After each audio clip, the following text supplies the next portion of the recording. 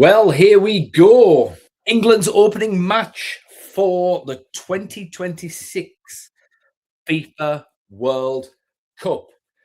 And this is the Big D's first live stream of the tournament. And yeah, welcome to the Big D streams. And the news is the England team has been chosen. We know what it is. And Bellingham and Elliot Anderson starts in midfield. And well, it's not a bad side, to be fair. I quite like the team that he's picked. It's nice and balanced. There's a little bit of nuance there. I still would have played Kobbie Mainoo instead of Elliot Anderson. But he's gone with Elliot Anderson. I'm looking forward to seeing how he does. If he does well, fair enough. We've got Madueke playing as well. I mean, it's a good side. I mean, I've got it up there. I mean, just look at the screen. We've got Pickford in goal. We've got James, Conser, Stones, O'Reilly in defence. Declan Rice and Elliot Anderson in midfield. Madueke, Bellingham and Gordon in front of those two. And then Harry Kane up top. I mean, that's a good side. Good side, really. And do you know what? We've even got... Hang on. We've even got, let's see here, a really strong...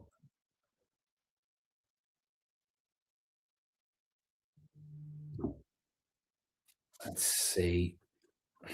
1 second. Even got a really strong bench. I mean, the bench is class. We've got Ivan Toney to come on as well. We've got Etienne can come on. We've got Ollie Watkins to come on. I mean, Morgan Rogers to come on as well.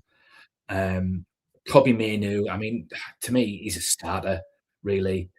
Jordan Henderson. I mean, if someone happens to pick Dean Henderson's decent. Got Marcus Rashford and Saka to come on. I'm actually surprised he hasn't started Saka, to be fair. A great defense. I mean, this is a solid squad. This squad is good enough to win the World Cup, in my humble opinion. Just excuse the big D here. Just listening to Roy Keane, see what he's saying, really.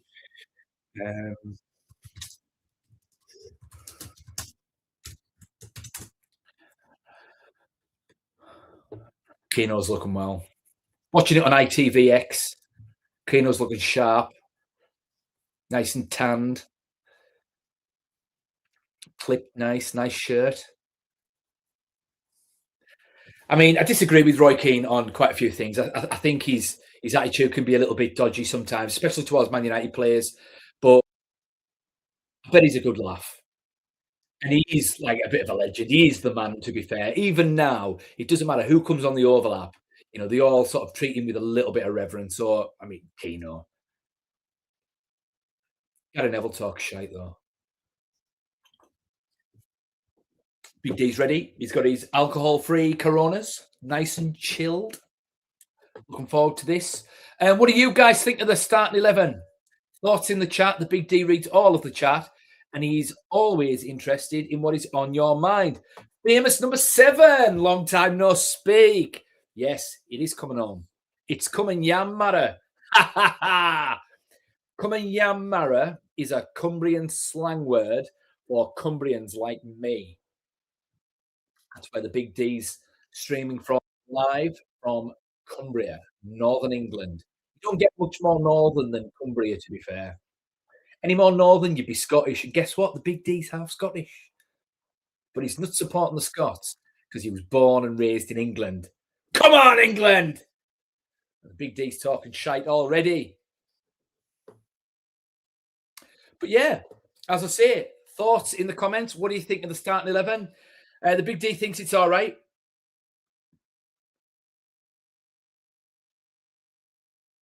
Just looking at the Croatia side here as well, to be honest, it looks a bit compact. They're going for the old Ruben Amorim 3-4-3 here.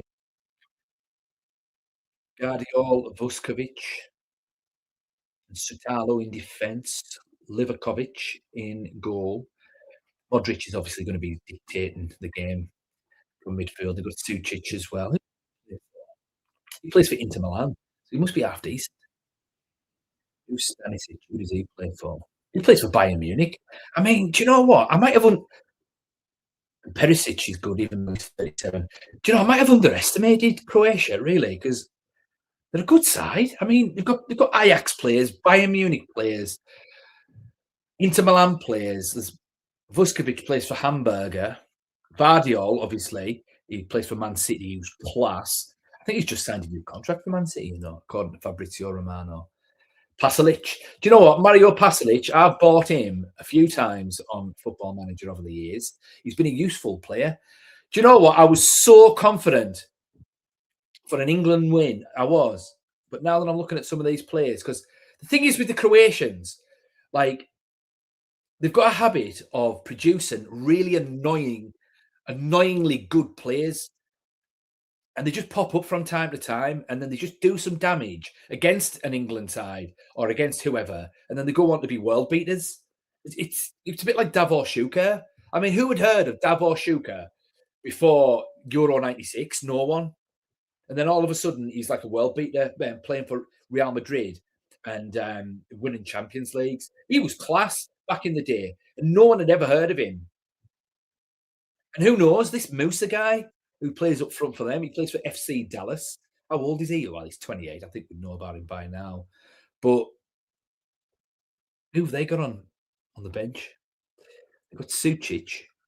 He plays for Sociedad. They've got Marco Pasalic, 25-year-old, plays for Orlando City. See, any one of these could come on, and you just never know. Vlasic, 28. And they're always quite compact as well. Kovacic. Well, they've got Kovacic as well. He's on the bench. He plays for Man City. He's a good player. Who's their manager? Dalic. Never heard of him. But I mean, to be fair, England have only got themselves to blame if they get beat by that Croatian side tonight. They just have to put the effort in, play it to their potential, and if they do that, it's a routine victory. And it's as simple as that. But we'll see. Again, thoughts in the chat. The Big D reads all of the chat, and he's always interested in what is on your mind. Is it coming home? Well, it's not coming home tonight, but we might take a few steps towards it coming home in 6 weeks' time or whenever the final is tonight. So we'll see.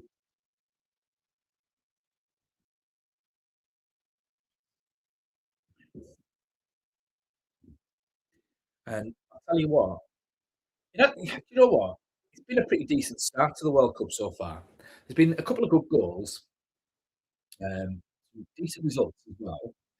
I mean, the Portugal Congo game, I watched a bit of that, and Portugal were they should have won. They just seem to be trying to coast it a little bit too much. A couple of good headers, and I mean, last night Lionel Messi was just, I mean, it was just funny to watch actually. Argentina and Algeria, yeah. Mm.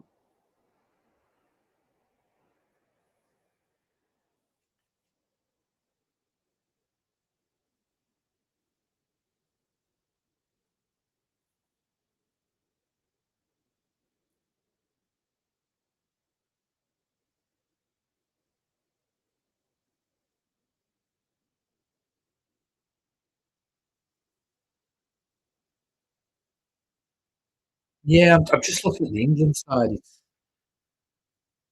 quite like it.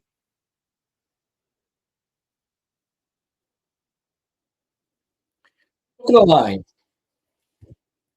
I've never really paid much attention to Anthony Gordon over the past couple of years. I have heard sort of with, you know, just kind of I've I've been aware in my peripheral vision, so to speak, obviously, because he has done well for Newcastle, but I haven't really paid that much attention. As far as I was concerned, he was just kind of a useful player that, chipped in with a couple of goals kind of thing. Maybe like an Ashley Young kind of player. Now, Ashley Young was a good player for Man United. I don't know if you remember him. But I just kind of put him in that bracket. Not a world beater, but a solid enough player that's quite useful. But he's literally just signed for Barcelona for like 80 million, and now he's starting for England in the World Cup. And he's starting over Marcus Rashford, who, let's be honest, he's replacing in that Barcelona side. So I'm going to be paying particular attention to Anthony Gordon tonight. I think. That Madueke, I think there's potential with Madueke. I don't know. I'm not sure about his final product. He's got all the tools to be a top level player. He's fast. He's big lad. He's fine athlete. But I don't know. I just kind of want to see a little bit more from him. Jude Bellingham's class. Oh yeah, I mean, he's class. I'm actually surprised he's starting Jude Bellingham. Not that he shouldn't start Jude Bellingham. I think Jude Bellingham should start, but I felt as though he was kind of he might have dropped Jude Bellingham for this game and started Morgan Rogers just to wind Jude Bellingham up, wind him up a little bit, just so it gives him a kick up the backside later on in the tournament. That's what I thought was going to happen. But he's gone with him tonight. Might see a performance tonight. We shall see. But yeah, for me tonight, I'm keeping a close eye on Anthony Gordon, Jude Bellingham, just to see if he can be the man for England. Is he England's best player, Jude Bellingham? Could be. It could be. I mean, because people point to Harry Kane, and Harry Kane's had an amazing season this season. He's won the treble with Bayern Munich. No, he hasn't won the treble because they didn't win the Champions League. He's won the double. He's got a hat trick in the German Cup final. The thing is, Jude Bellingham has won the Champions League with Real Madrid and been the main man and broke Zinedine Zidane's goal scoring record from midfield. So Jude Bellingham is a made man. He's done it. He's done it at the highest level by being the made man. He is a superstar. Harry Kane hasn't done that yet. He hasn't done that yet. I mean, Harry Kane is a superstar, to be fair, but to cement your legacy in like the level of ability players like Harry Kane and Jude Bellingham have got, you need to cement your legacy in your career, and you can only do that by being the main man on the top side and win big trophies. Jude Bellingham has already done that. Harry Kane hasn't. Is this World Cup going to be the tournament where Harry Kane is the main man for England and he cements his own legacy as England's greatest ever goal scorer? He could. He could.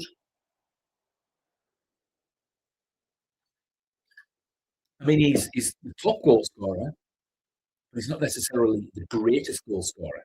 Because the greatest goal scorer, I would still argue, is Sir Bobby Charlton. Because he was England's main man in '66 when they won the World Cup. He might not have scored as many goals as Harry Kane, but he kind of played in midfield. So, but he was the main man and he did it. So only by winning the World Cup can Harry Kane dethrone Sir Bobby Charlton, in my humble opinion. We'll see. Let's see what Gary Neville and Kane has got to say.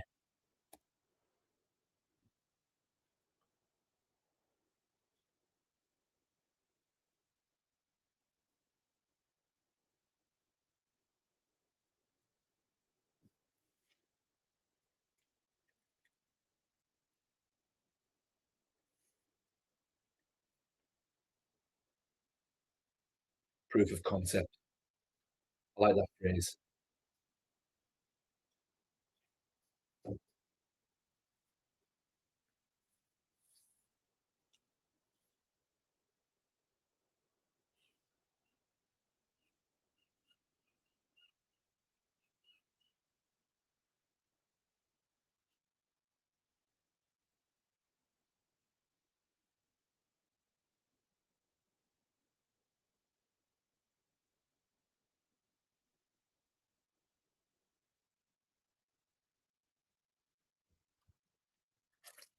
Wow. I heard a little rumor earlier today that apparently there was a bar in Dallas that was chock full of England fans. and something like England fans spent about £30,000 or dollars on just partying, and they had such a good time just carrying on. They got kicked out by the police. How mental is that? True story, apparently. Let's have a little look, see if I can dig it up.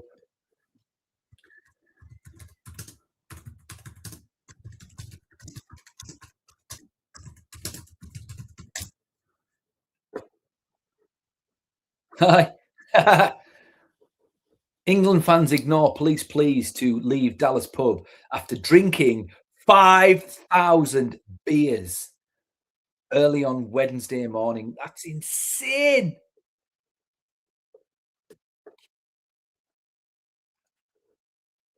What else does it say? Hundreds of England supporters in Dallas reportedly defied police requests to disperse from a pub, having consumed over 5,000 beers in it. I tell you, 5,000 beers. How many fans were there? Well, probably less than 5,000. That's probably about, I don't know, that's probably about 25 lads on a stag do, that.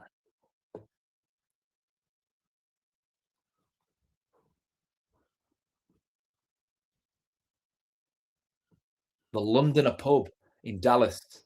Fancy dress, draped in St. George's flags.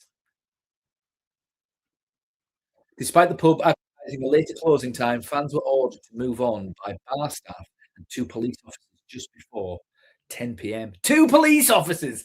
I'm not surprised they didn't disperse. Two police officers. I mean, that's just like two bouncers. The pub was eventually cleared out, but many remained on the balcony outside the building for another couple of hours.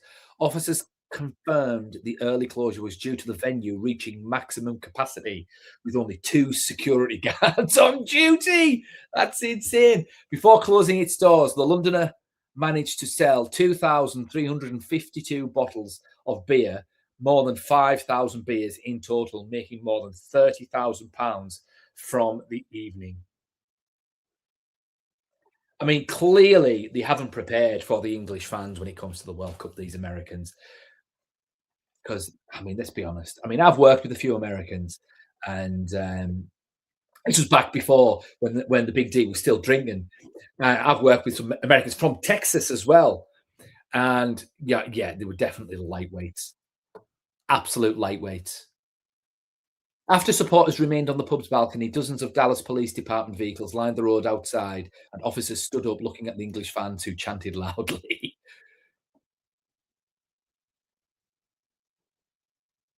Supporters then spent around an hour kicking a football up and down the road and the balcony, with the ball occasionally landing on the bonnets of nearby vehicles. And do you know what? The polite England fans, at the end of the evening, many England fans stayed to help bar staff clean up mess created during the course of the evening. How polite. Oh, that's good.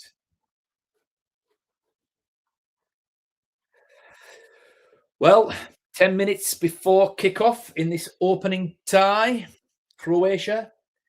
You got any predictions? Let the big D know. Thoughts in the chat. The big D reads all of the chat, and he's always interested in what is on your mind. I'm going to go with a 2-0 England win. I think that's what we're going to get tonight. I think it's probably going to be a little bit of a boring game because very rarely do England play scintillating football. And to be fair, I'm not even bothered if they play good football or not. Just get the result. I'm saying that now, but after half time, I might look at it and think, this is crap. 50-50 with England, what you get, to be fair.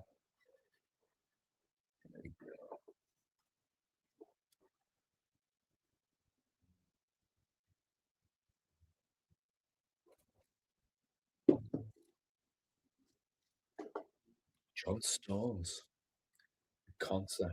I like John Stones. I'm glad he's there. I know he's been injured and stuff. He's had his problems this season, but I'm glad he's there. I think we needed him there, and form is temporary and class is permanent. And John Stones has earned his right to slot straight back into that England side. I do think Harry Maguire should have been in the squad though. Jude Bellingham, golden boy, Jude,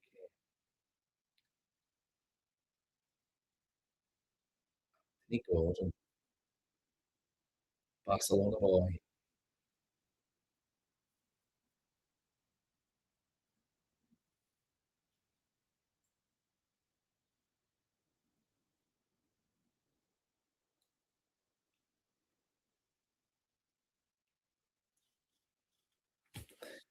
Go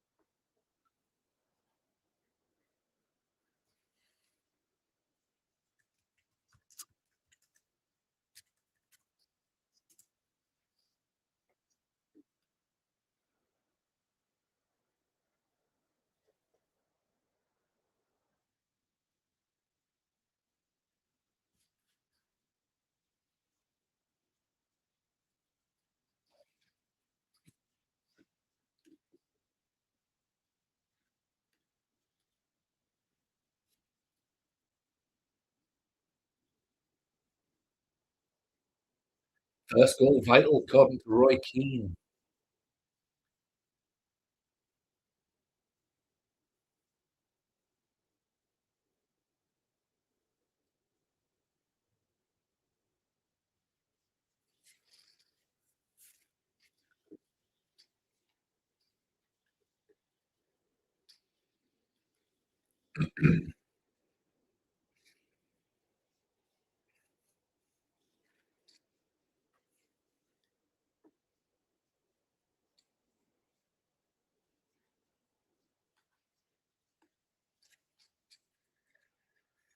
Hey, hey, hey.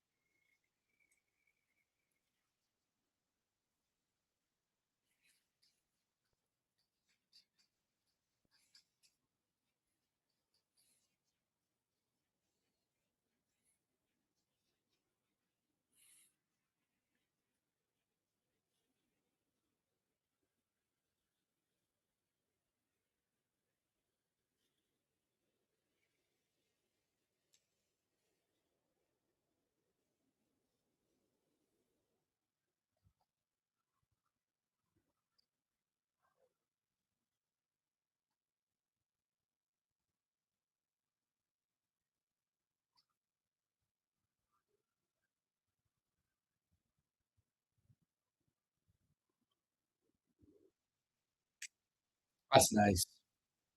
Singing the national anthems, and they all seem to be getting into it. I like that. Most of them, anyway. Good that. It's good.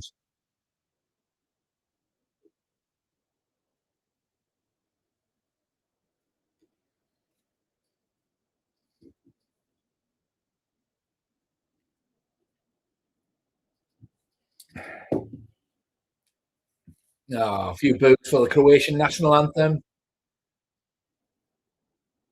Bit of respect, lads. There, come on.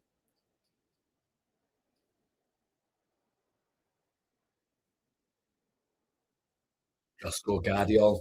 Do you know what? That Guardiol, that plays for Croatia, also plays for Man City. Um, I've seen him play live. I went to United quite a few times over the past few years when he's been playing. And I tell you what, I know he plays in defence.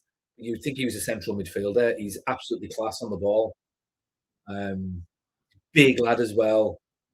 And yeah, I mean, I can see why they paid so much money for him. I was a little bit gutted that they got him. I'm surprised United didn't go in for him, to be honest. I think this was before Ineos. Yeah, absolutely class on the ball. It's like a Rolls Royce of a player. Um, yeah, he was just good. Modric, look at him. Plays for AC Milan now, I think. See, I'm not surprised that he's playing now, and he's about 82. I'm not surprised because his game was never really built on speed, not physical speed. It was always sort of speed of thought. So a bit like Messi. I mean, watching Messi last night, even though he's 38, he was. I mean, he was just brilliant. He didn't have that burst of sort of acceleration. Fair enough, but everything else was still there. Well, we're going to be kicking off now, so let's get the old banner up. There we go.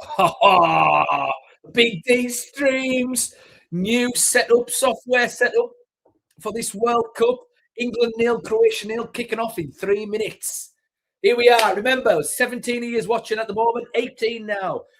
Thoughts in the comments. The Big D reads all of the comments, and he's always interested in what is on your mind. I want to know what your thoughts are for this match. I want to know who you think's going to win. What do you think of the starting 11? If you think the Big D's talking shite, please put it in the comments. I don't care. I don't have a glass jaw, so stick it in there. Give me a verbal slap. We're going to be kicking off anytime soon. I must admit, I am quite happy with my little software setup here with StreamYard.com. Worth every penny.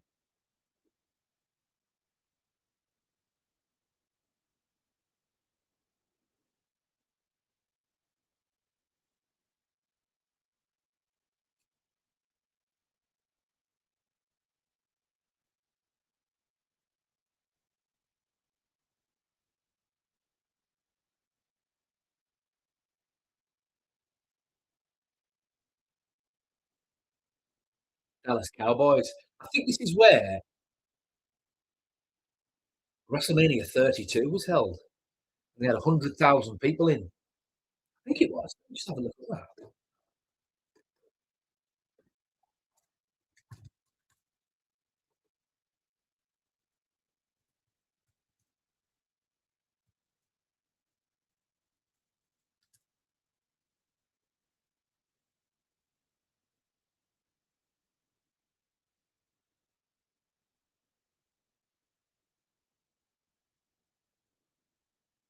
Right.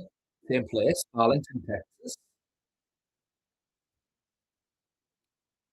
I wonder how many people are there tonight. It looks full. I asked my thoughts on the Portugal match. I thought it was a bit crap, to be honest, what I saw of it. I thought Portugal looked a bit sluggish and a little bit, well, maybe not sluggish, a bit complacent.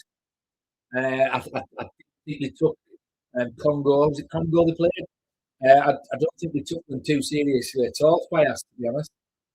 Um, yeah, I think they should have beaten them, to be honest. And what else have they got in their group? Colombia and Uzbekistan. Well, they should beat Uzbekistan, but I think they might struggle against Colombia.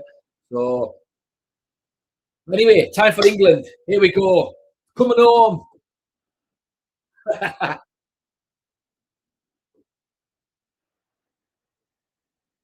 Yeah.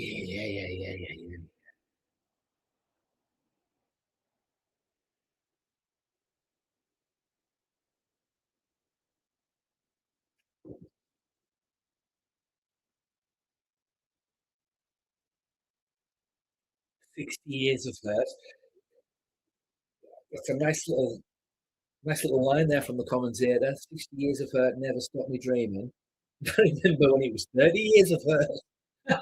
That's how old the big D is. Oh, we've been singing that for a few years now.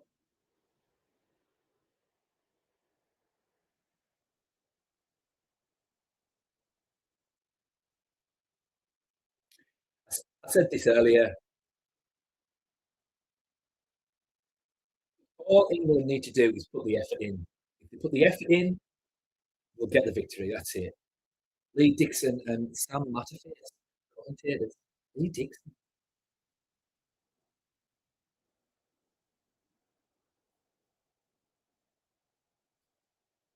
I always wind my dad up and tell him that Jordan Pickford is England's greatest ever international goalkeeper. Winds him up so much. His dad's 70, so he grew up in Gordon Banks' era. And he always says that, well, has Jordan Pickford won the World Cup? And I always say, no, there's Gordon Banks saved a penalty in the World Cup or a Euros final even. And Jordan Pickford's got to two Euros finals. I don't actually think that Jordan Pickford was better than Gordon Banks. I just like winding my dad up. What's he doing here? What's all this tippy tappy stuff? See, they're farting about there. Look at this. Good grief. Oh, it starts already. This is nuts. Well, it's 0-0 at the moment. 2 minutes in. That might change.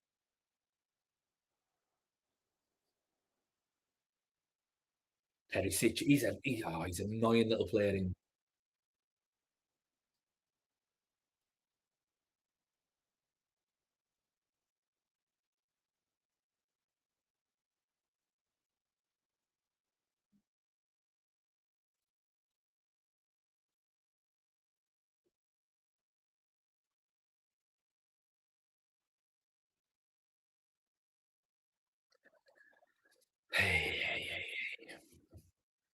I don't know why they're trying this tippy tappy out from the back. I'm not sure they've got the players for it there.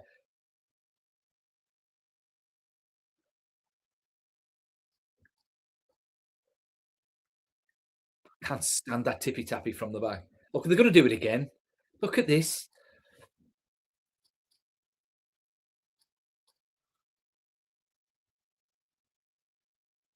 Look.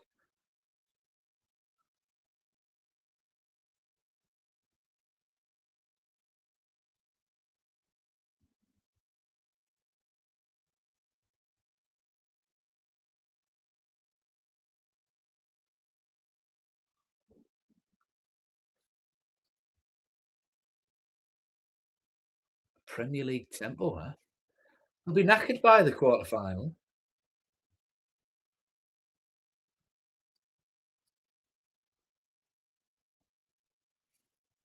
What team do I support, Fayas? Um, I'm assuming you mean club side because I think my shirt gives it away on the international. Manchester United, my friend. This is normally a Manchester United fan channel, although it will be evolving over the next 12 months. It's a Manchester United and England fan channel. Sometimes England, like when there's a World Cup on or something, or a Euros.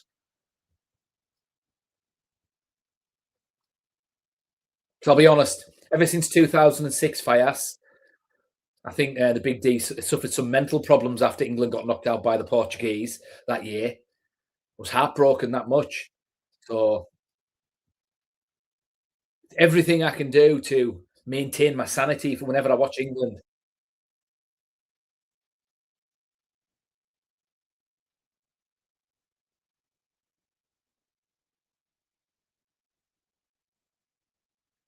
I mean, I'm sitting here watching this match now, and my leg is shaking. The anxiety that's running through my veins. Look at this. Oh, good grief, eh? Come on, England. Else teeth.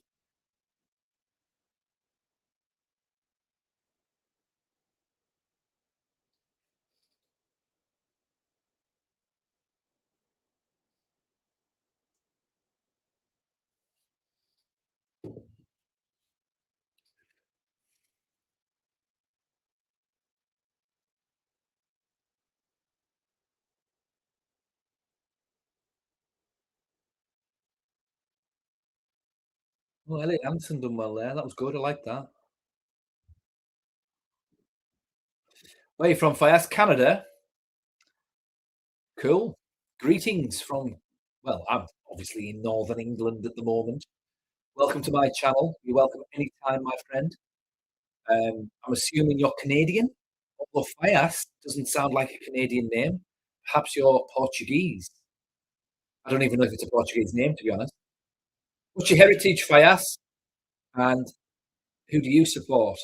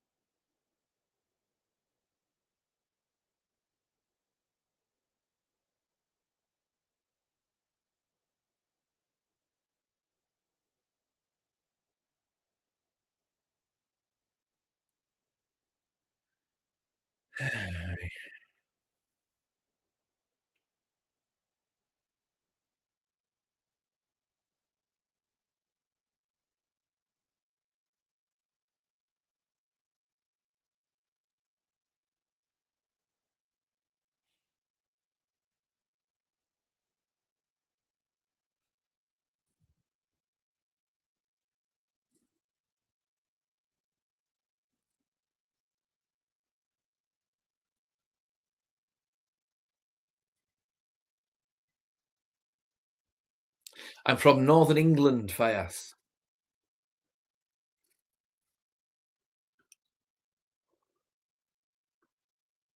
You still haven't told me who you support.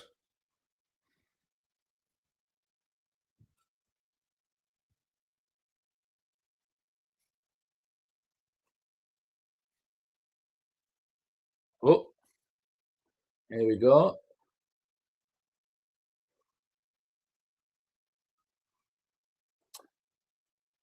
Terrible. Oh,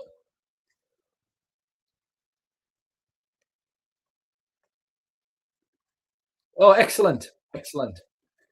You support my channel, good lad. That's what I like to hear or read, even. I'm assuming you're a Man United fan there. Good lad. Well, is that Darren Anderton? Oh, it is. He's looking all right. Start of Euro 96. Aye, played in the 98 World Cup, I know. Declan Rice with the corner, 0-0. First 8 minutes. Good corner, that. Oh, penalty. Penalty. Come on, ref. Penalty. Penalty, England. Here we go.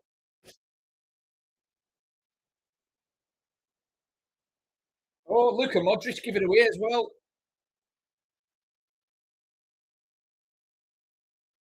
Oh, oh,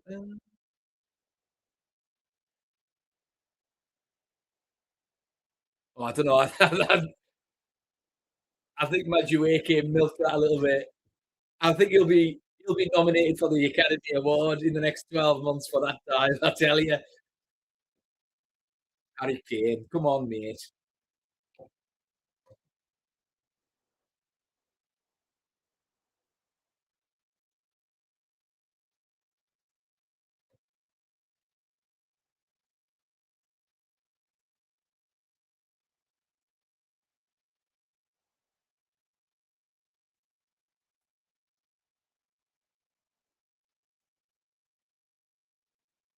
Come on, Harry. Look at him looking down.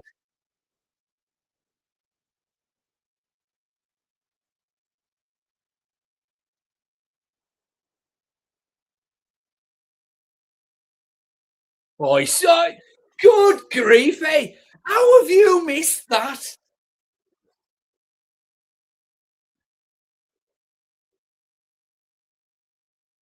Oh, hang on.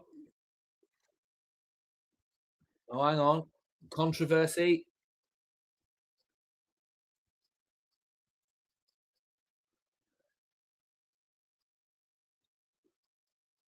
VAR check.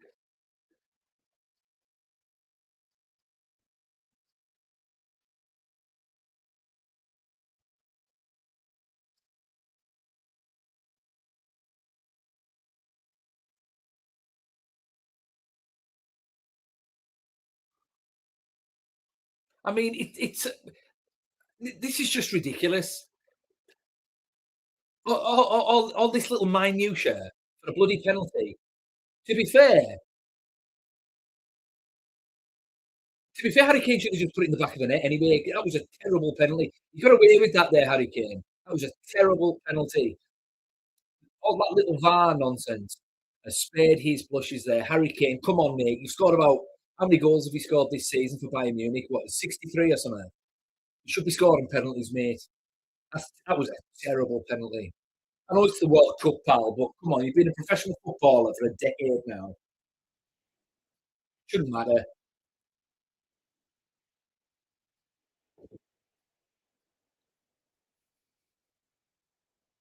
Come on, Harry.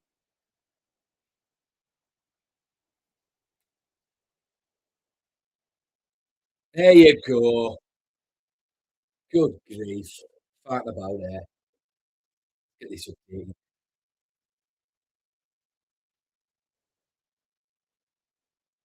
There we go.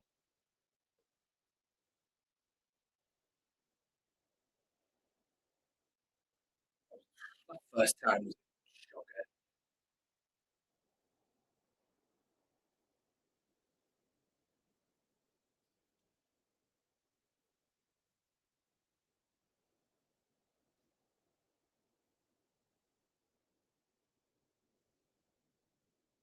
Getting in.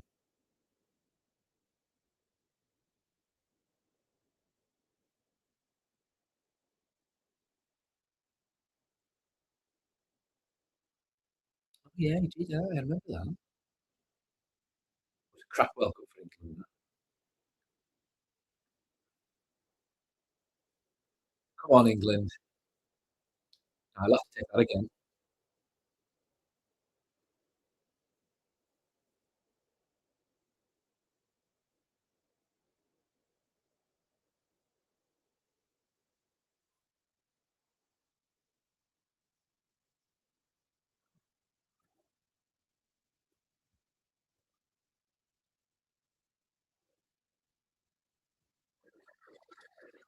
Oh, hey. Tell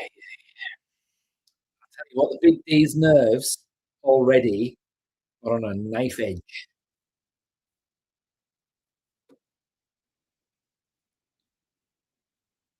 Come on, England. Just get hold of the game. Keep it nice and simple. Just put the effort in. Stay organised, compact.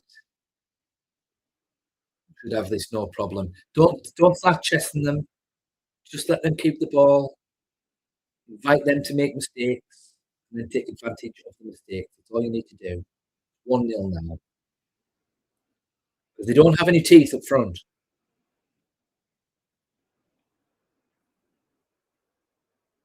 I'll do. Just let them do that.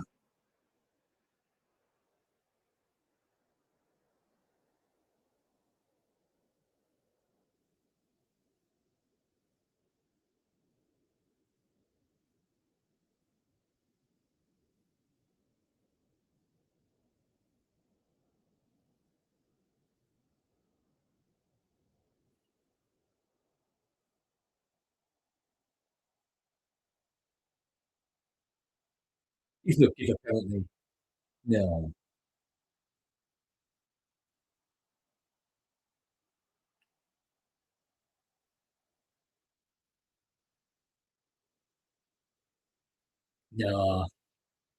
no, no. Never a penalty. Oh, is he give a goal kick there?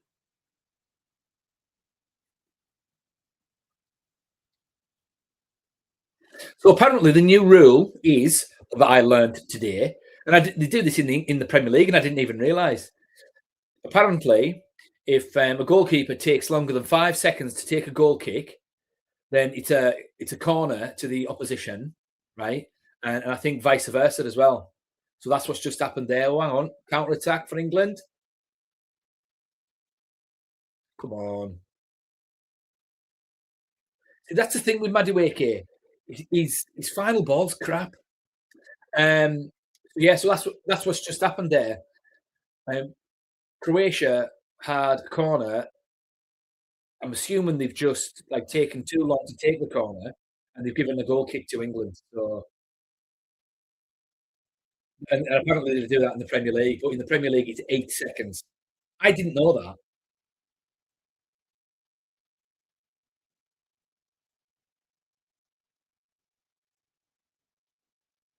I don't know if it's a good thing or a bad thing.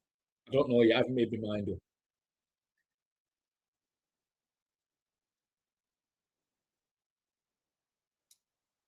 Who's taken? Elliot Anderson.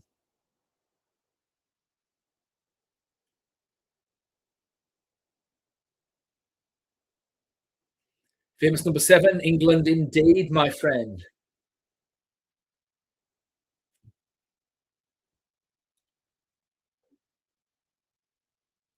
3 people watching at the moment.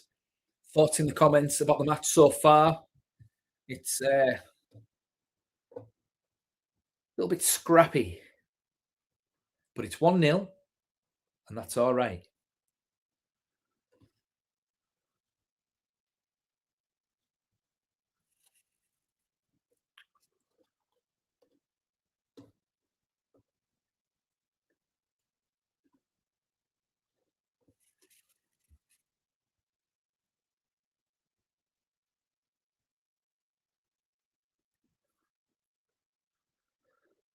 Yeah, yeah, yeah.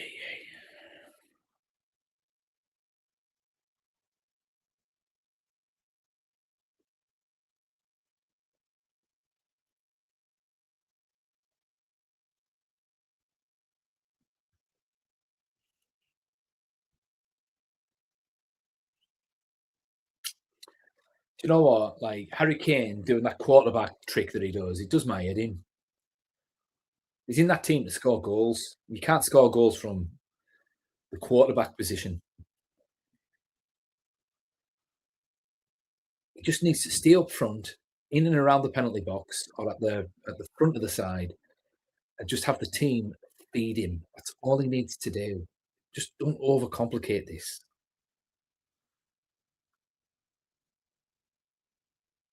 It's not a complicated sport.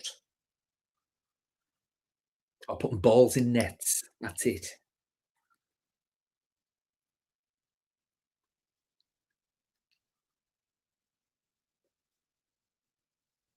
Tippy tappy from the back.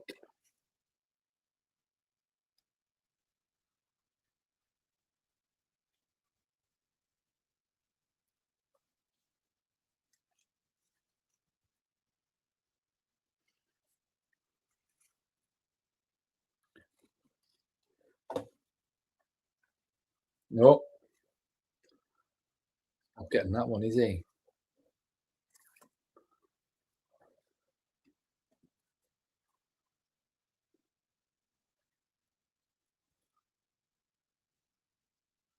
I think that's a fair comment, really, from the commentator there. A nervy open 10 minutes or whatever it was. Seemed to have settled down a little bit. Nice.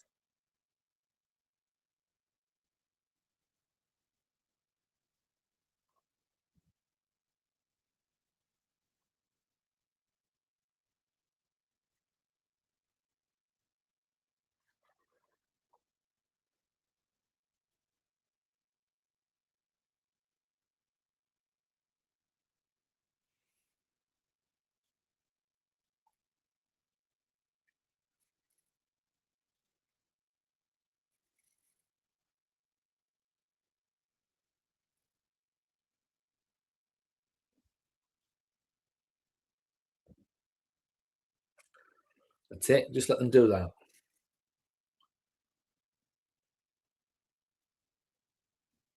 Oh, well done. Is it Anderson? It was, aye. That was. I tell you what, that was good. That look at that. He's getting stuck in. He reminds me a lot of Steven Gerrard, Elliot Anderson. I haven't been paying that much attention to him, like playing for Nottingham Forest, because why would I? I'm a Man United fan. But since all of this news has been coming out about Elliot Anderson potentially signing for Man City or Man United or whatever, the fact that he's playing for England, this will probably be, I think, only the second full match of watching him. And do you know what? He's actually the hype does seem to be real so far. I say that, touch wood, he could drop a clanger tonight, but we'll see. Well, No, go on.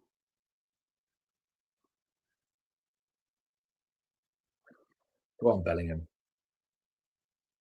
Ah, it's all right. That's all right.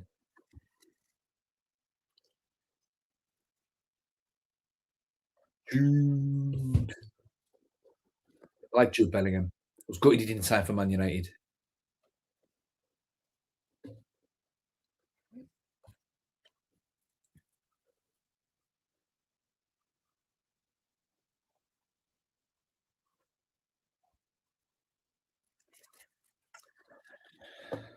Hey.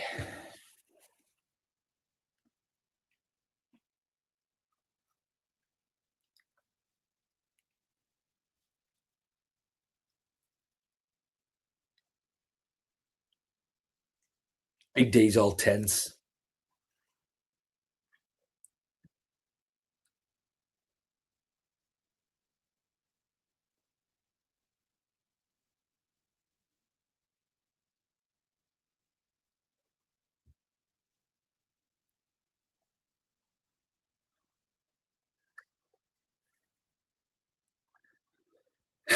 Yeah, I mean, Matthew is good and he's fast, but he's not the Flash.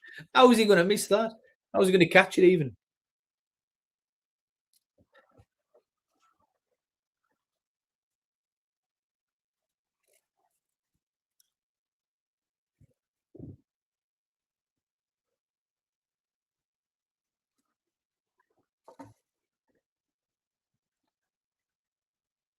Hydration break time.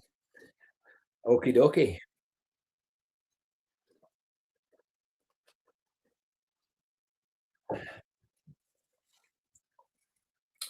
Well, first half of the first half is over and it's 1-0 to England. And I mean, it's been so far, it's been kind of what I predicted, and that would be um, the only thing that's going to cost England a victory in this game is England. Like, so Harry Kane potentially missing a penalty. So he missed the first one. He was lucky enough he could retake it, but it was a terrible penalty in the first instance. A bit of tippy tappy from the back, which is looking a bit dodgy as well. But outside of that, not too bad. Not too bad. My nerves are still shattered and my leg's still shaking, but you know, so far so good, I suppose. Things could only get better.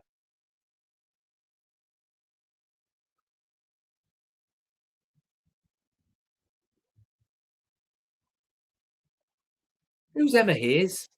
Who is this?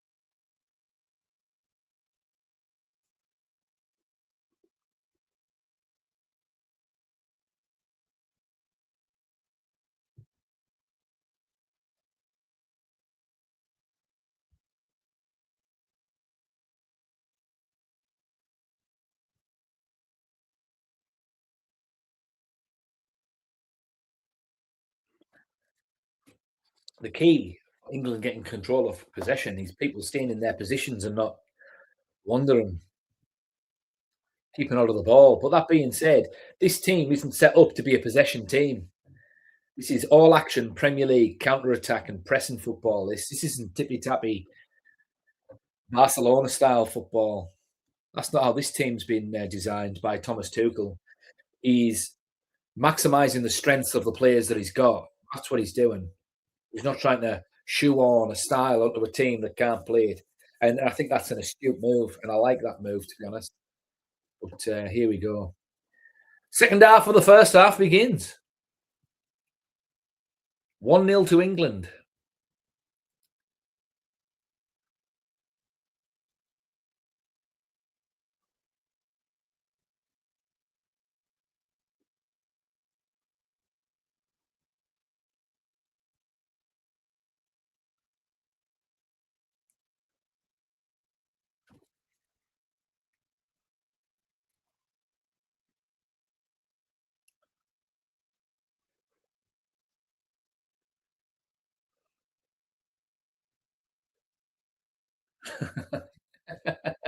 Three half times. He's right.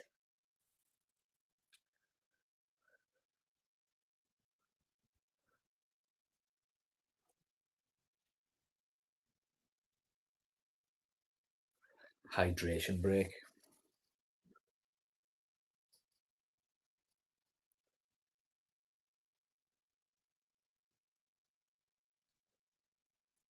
Yeah, and also, let's be honest, they need to get the advertisers in.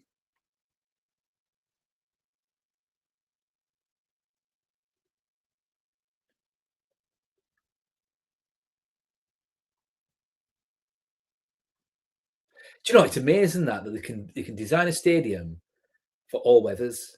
Dome, they can manipulate the temperature in the dome as well.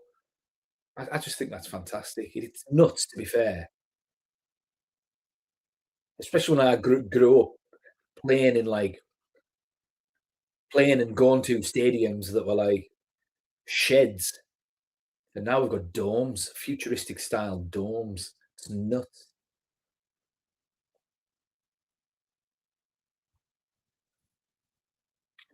Here we go, tippy tappy time.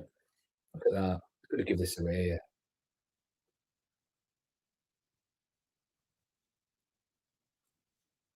Here we go. What's going on? Oh, Elliot Anderson gives it away.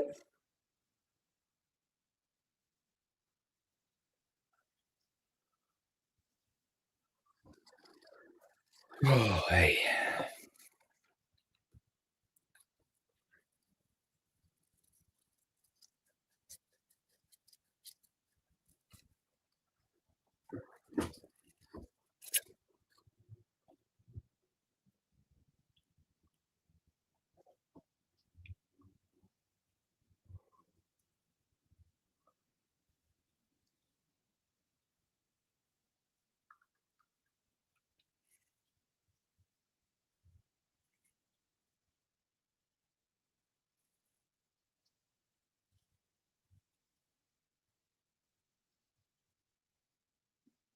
I swear I've got PTSD when it comes to England.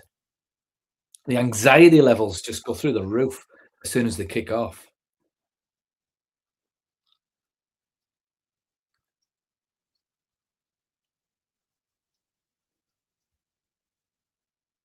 Too many broken hearts. That's what it is.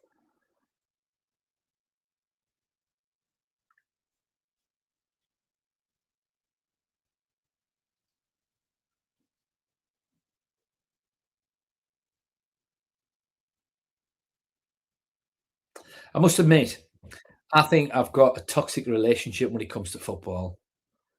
England and Manchester United over the past 10 years, anyway. Sleepless nights, tears, horrendous moments, bullying at school when my team got beat.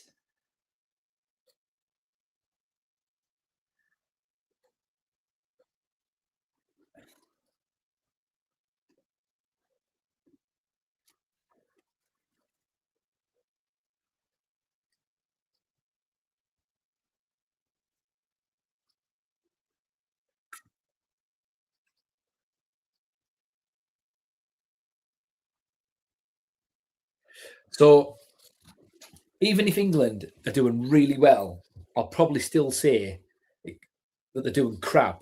And I think it's probably just a defense mechanism. But to be fair, this is good, this, because they're just sitting deep, low block, waiting for them to make a mistake so they can capitalize and then take advantage just like there. That's good, that. That's clever.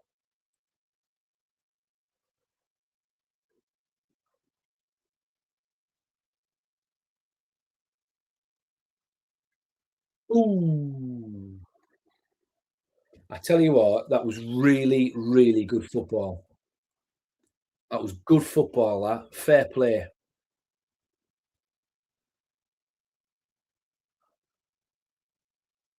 That was really good football, that.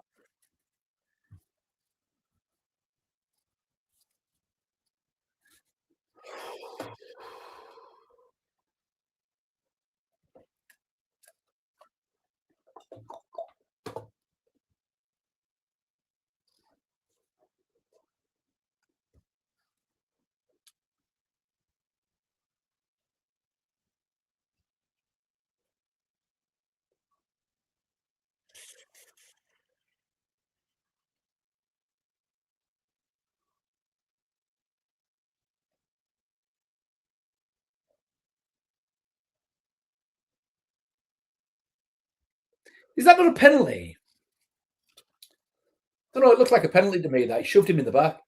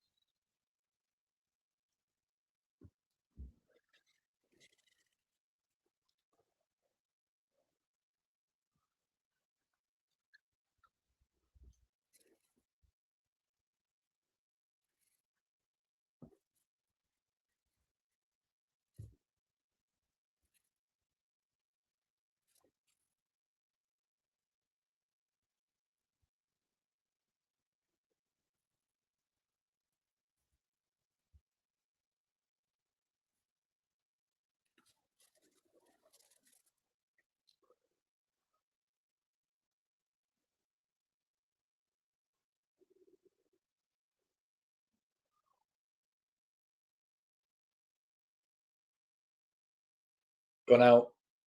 Gone out. It went out.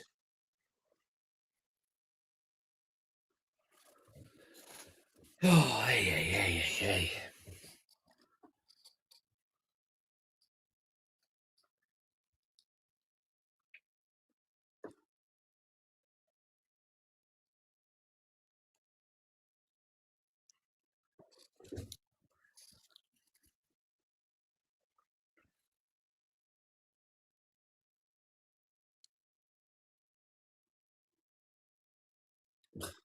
What was that from Pickford?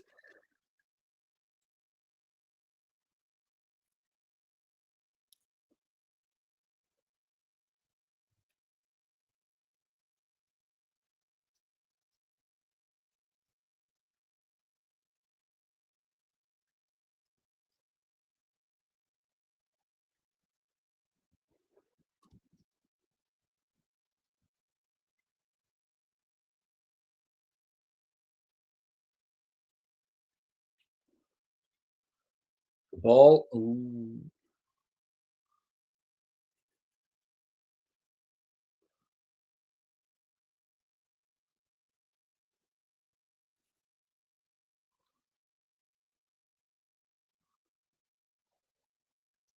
Ball. Ooh. Unlucky.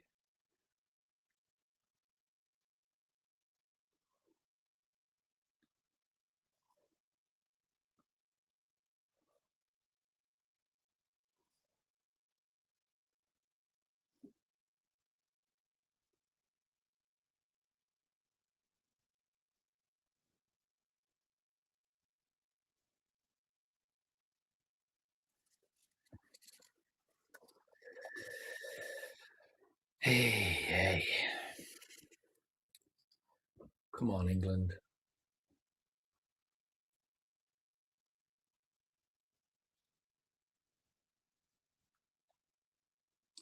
Been very straightforward so far.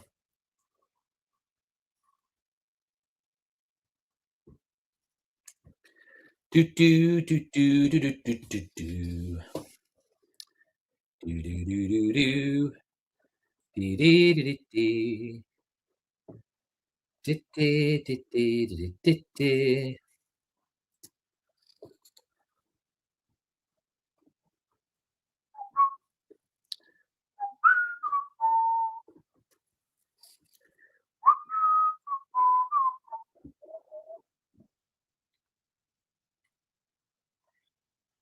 Look at this. Look at that. Look at that. What a goal. That's a really good goal. 1-1. 1-1. Croatia are level in Dallas. Out of nowhere. Against the run of play. This is what I mean by farting about there.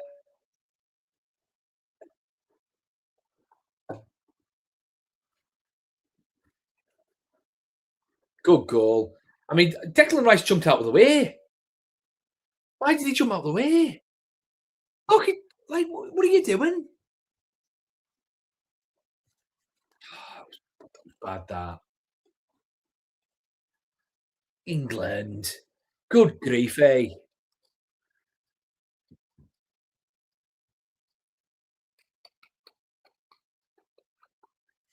Shocking.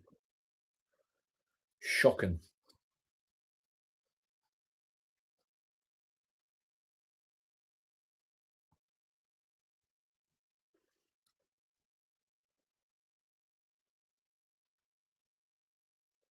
See, that's what I mean. That's what I mean with England. I mean, this is a really good England team, but their weakest point is defence. They don't have a world class defence. They've got a good defence at best.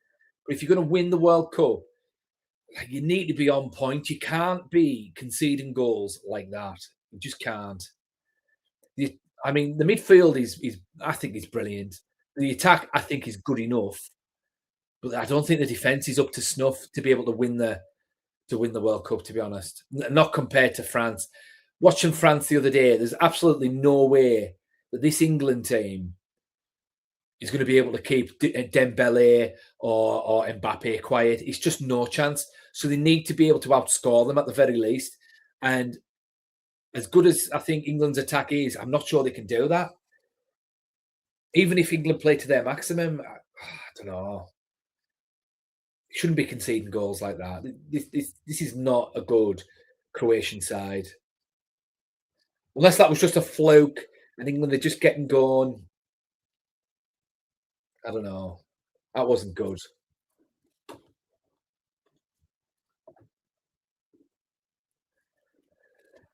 Oh,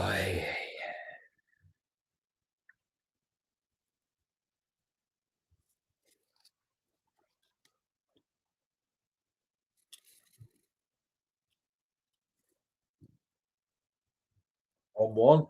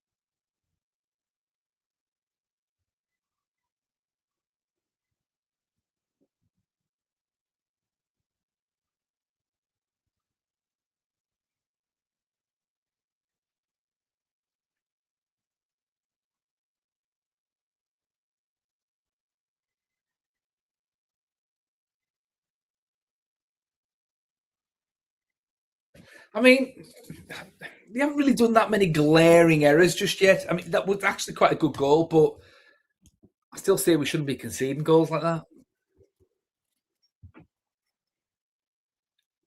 Jumped out the way.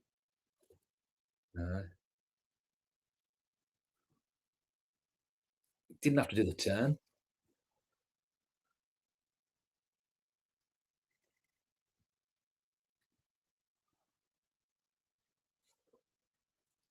Corner ball. Who's taking this?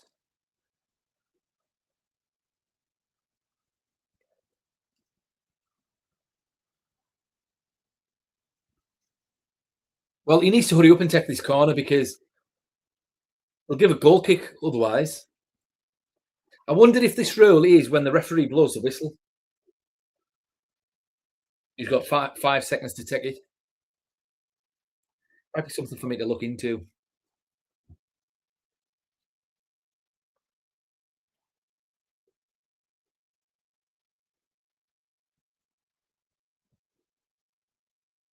Oh, there it is. What an header that was. What a bullet header that was. Harry Kane. Wow. That was a good goal. That was a good goal.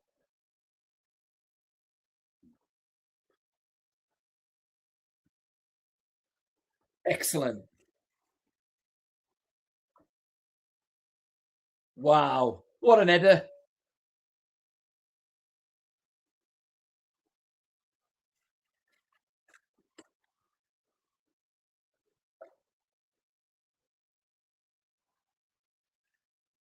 Oh, oh, oh. Do, do, do, do, do, do, do, do, do, do, do, do, do, do, do.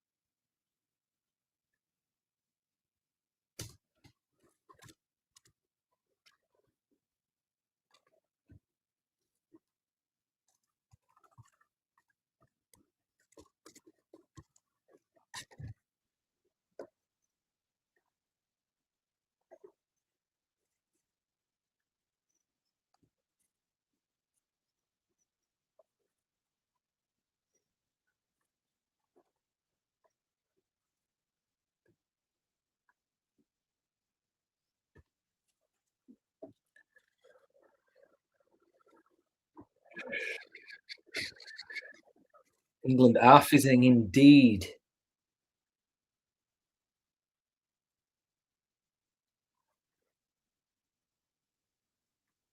I was going to say after the free kick. Kane taking this. Is this going to be a hat trick?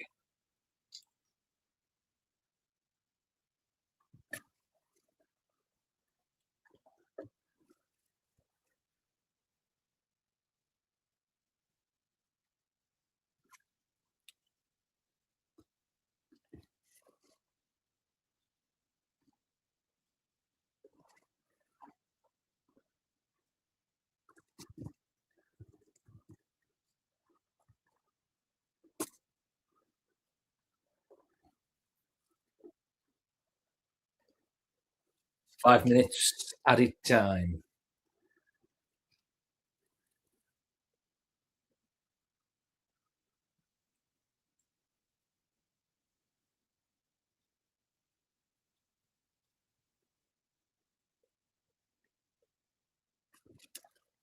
Come on, England. Make it 3-1.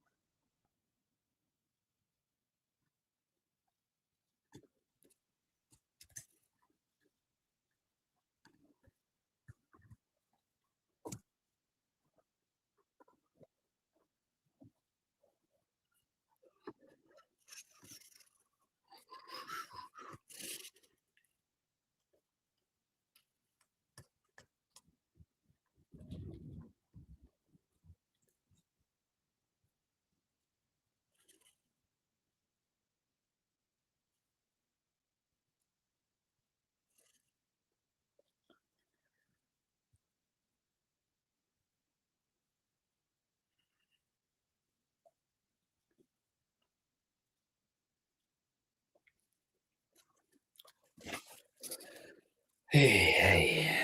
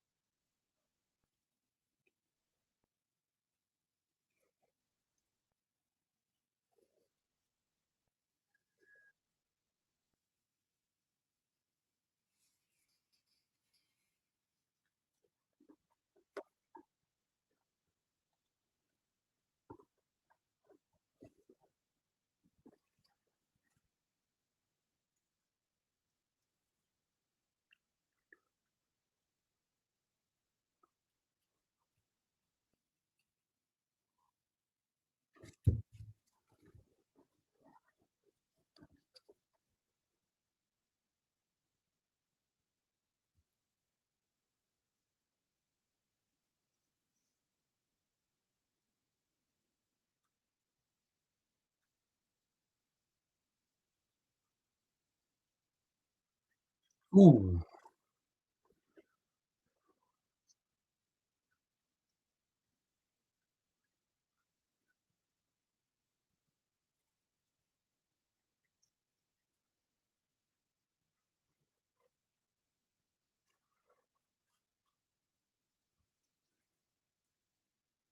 Ah, you're all right, Harry. Get up there.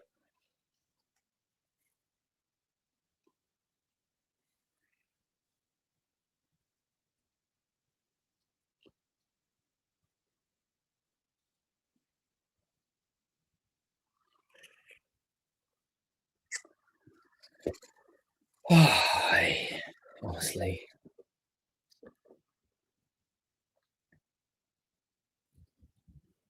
What's the problem? It's been shoulder to shoulder.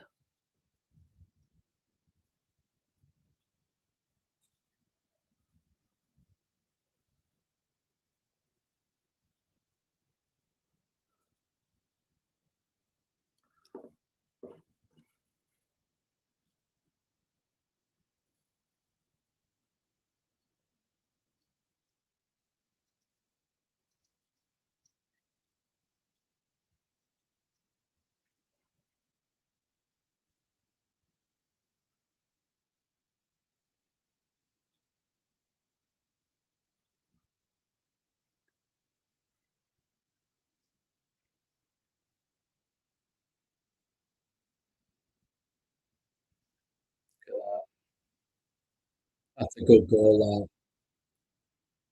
That's a really good equaliser. But see, this is what I mean. We shouldn't be conceding these goals. But it was a really good goal. 2-2.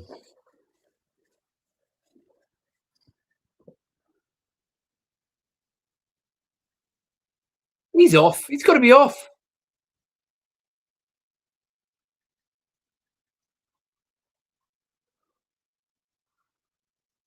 That was a really well worked goal. To be honest, I kind of hope that this goal stands because that was class.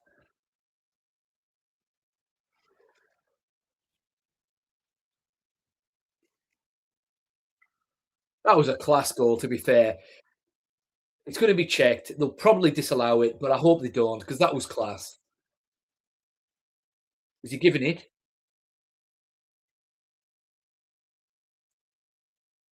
Is that it? Oh, that's it. 2-2. Okie dokie. Wow. Well, analysis on the way.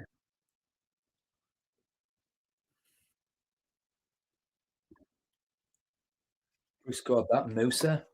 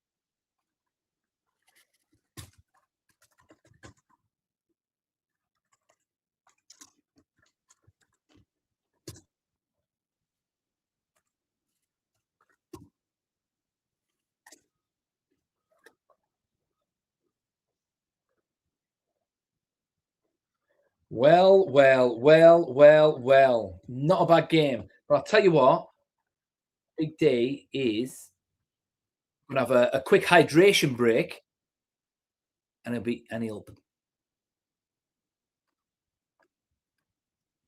right back.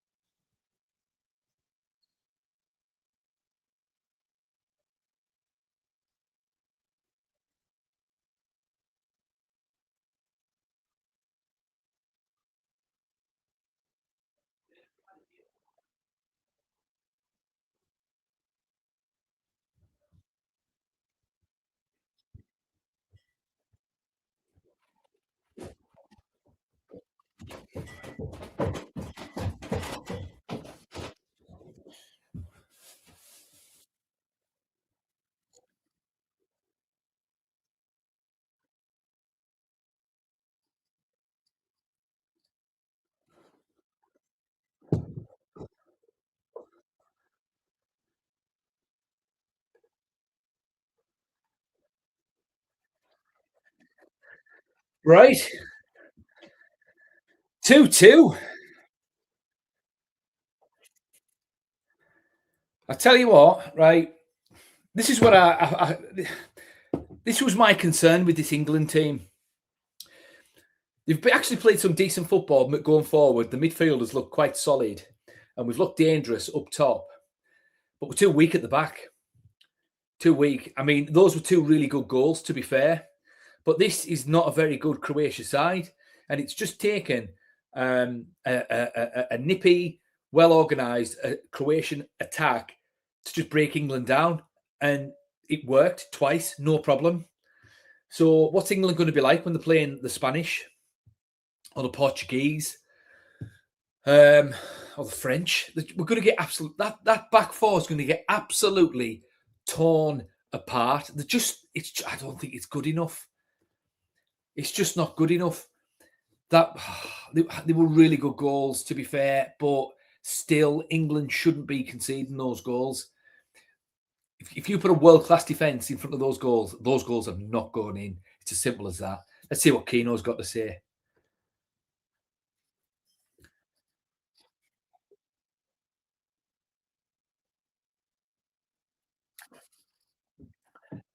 Sloppy mistakes, he's right. I don't think England are underestimating Croatia, to be fair. I just don't think the defence is that good.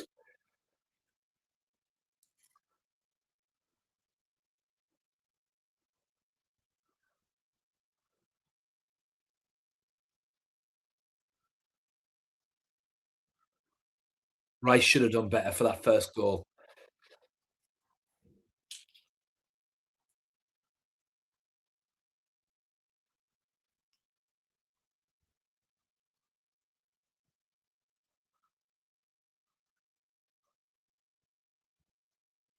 Yeah,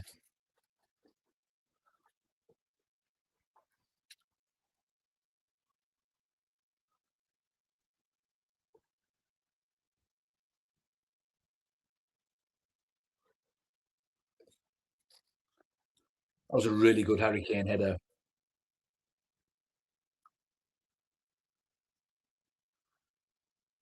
The only way England can do anything in this tournament now is if we just outscore the other opponent. I know that sounds, well, well, duh, Big D, but if we're going to concede 3, we need to be able to score 4 because we're not going to get any 1-0 victories or anything like that because that defense is just not solid enough to be able to hold on to a 1-0. Look at that. What a good goal that was, that second one. But even then, I mean, that ball went through 2 players there, including the goalie. He's probably offside there anyway. Look at that. Wow.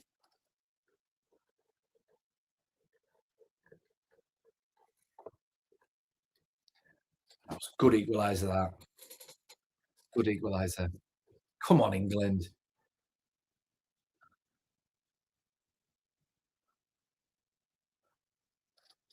All right. He was on.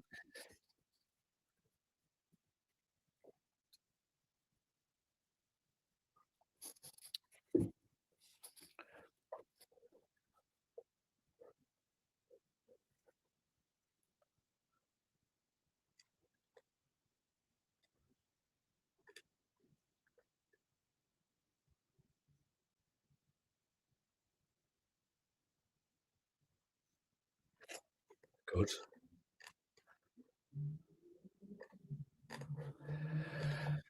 Well, England never fail to spike the Big D's anxiety.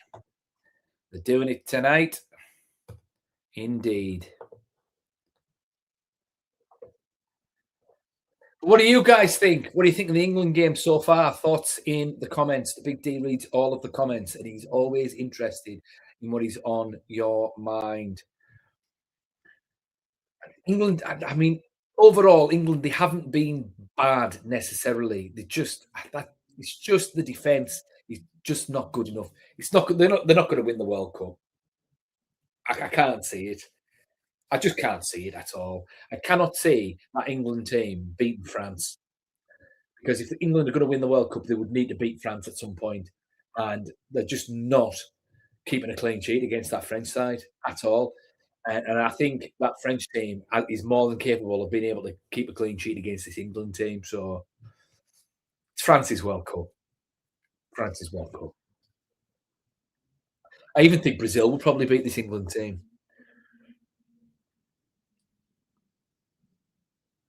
Portugal will probably beat them. Mind you, Portugal were crap earlier on this afternoon, so maybe not. But it is what it is. You never know. England might all of a sudden wake up and just start dominating. Like 3 in the second half, get a 5-2. But we will see. But what do you guys think? Thoughts in the comments? I want to know what you think of the England game so far. If you are watching it, I'm watching it on ITV from the UK, Northern England.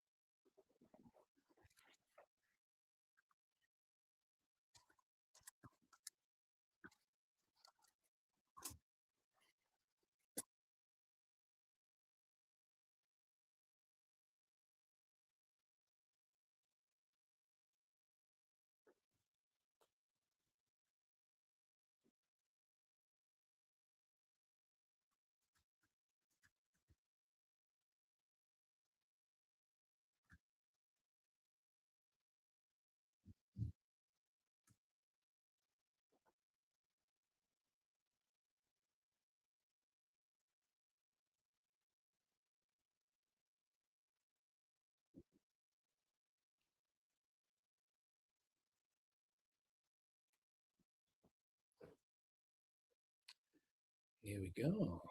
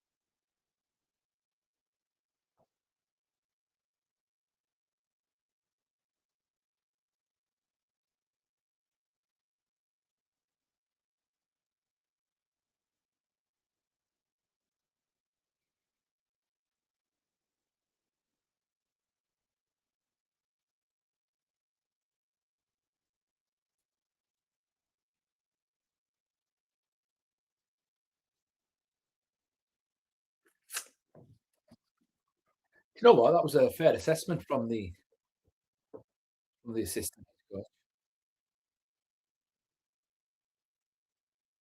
I wouldn't say England looks scared.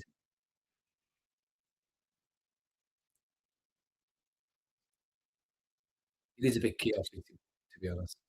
Gary Neville's right there when he says,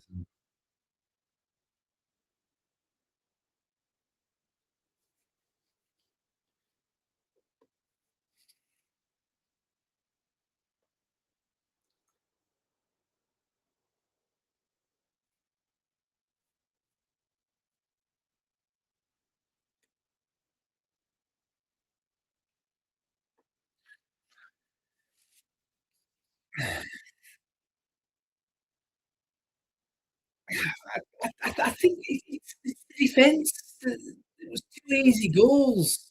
It's not that complicated. I just don't think the defence is good enough.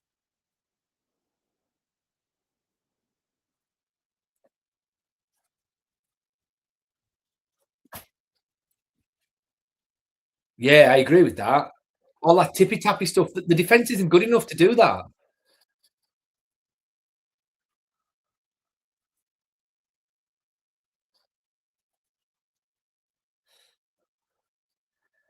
I just feel as though these pundits are over analysing this too much.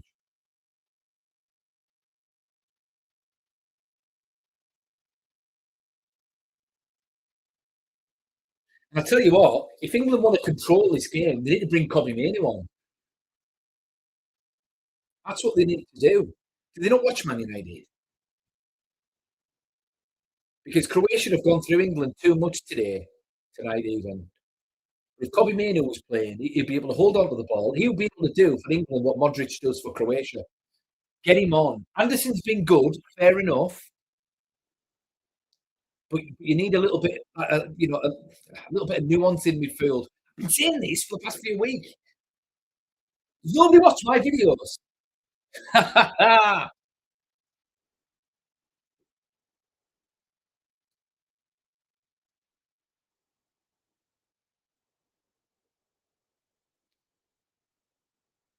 Here we go. Second half. Is he bringing anyone on?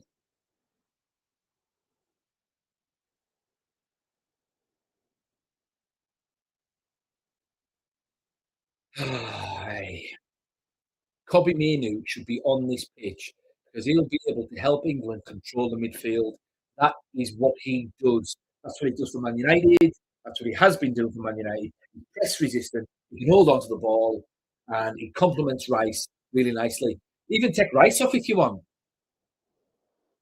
Put Anderson and Mainoo in the midfield. That'll be fine.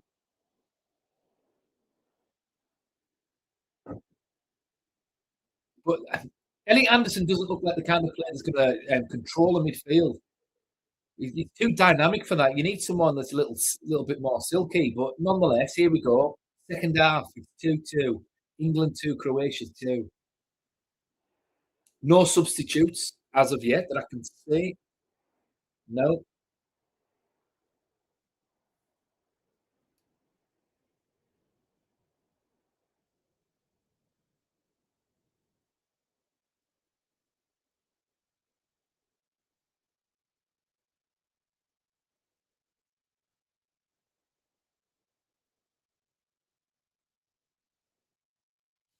Come on, England. Good grief.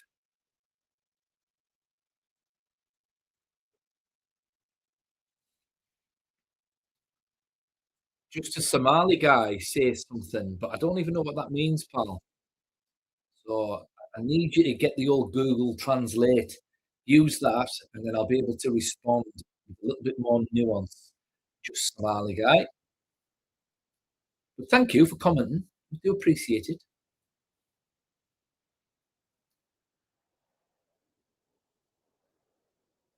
Oh, here we go. Goes away. Jude Bellingham, what a goal. Excellent. Jude Bellingham. Jude. What a good goal that was.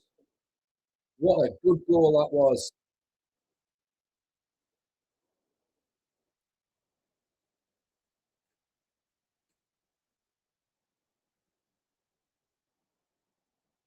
What a good goal.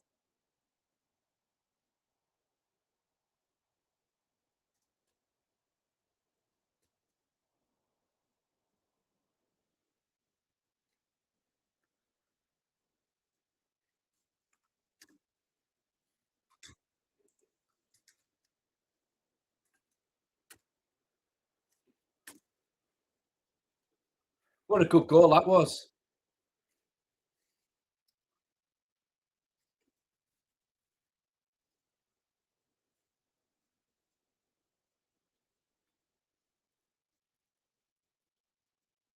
It's not rocket science.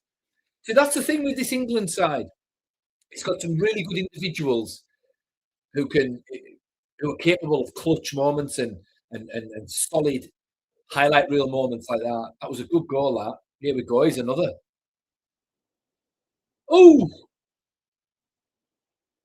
good save, Jude Bellingham. Here we go. That's what you want. Good lad. Come on, Jude. Jude Bellingham. What a player. He could have scored another there. That's what you want. What a player. Are we getting another? Come on, England. 4-2. Harry Kane on Eid hat trick.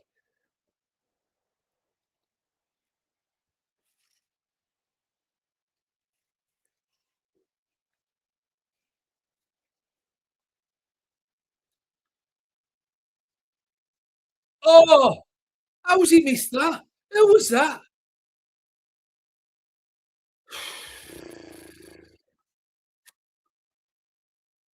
How has he missed that? Good grief. Oh, I don't know. Maybe Big Josco would have blocked that. Maybe. Oh, hey.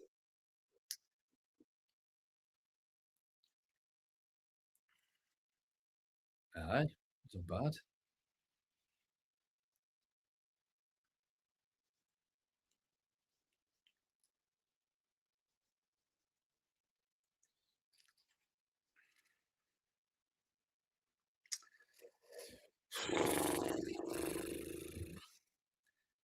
Well, I said at the beginning of this tournament, if England are going to do anything in this World Cup, it's going to be down to Harry Kane and Jude Bellingham. And the big D feels vindicated already. And we're only 49 minutes into this World Cup for England.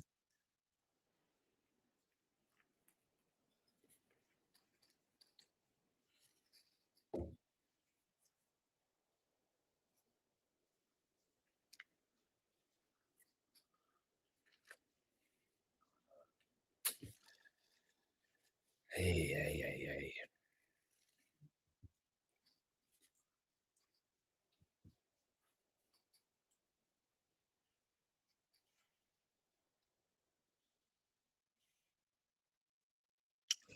Good grief, eh?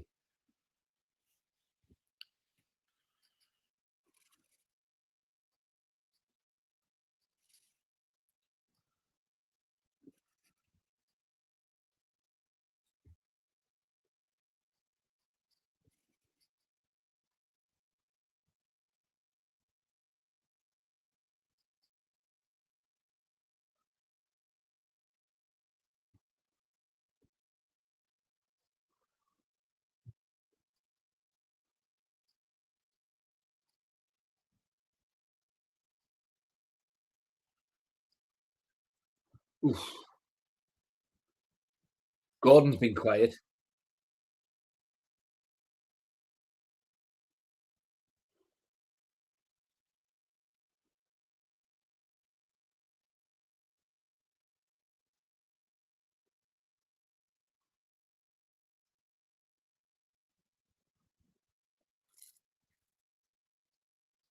Oh, oh, good effort. What a good save. Declan Rice. Good lad. A goalie could have caught that, to be fair. Whatever happened to the goalkeeper that could catch a ball?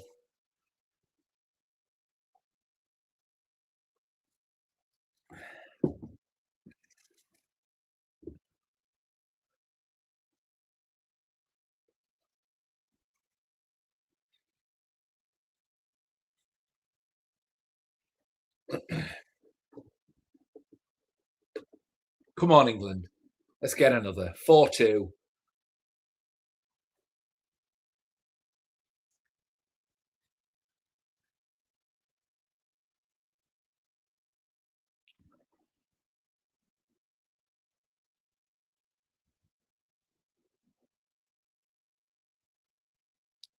The corner. It's a really, really bright start for England in this second half. They've done really well so far. Keep this up. It's really good football here. Very least, it's entertaining.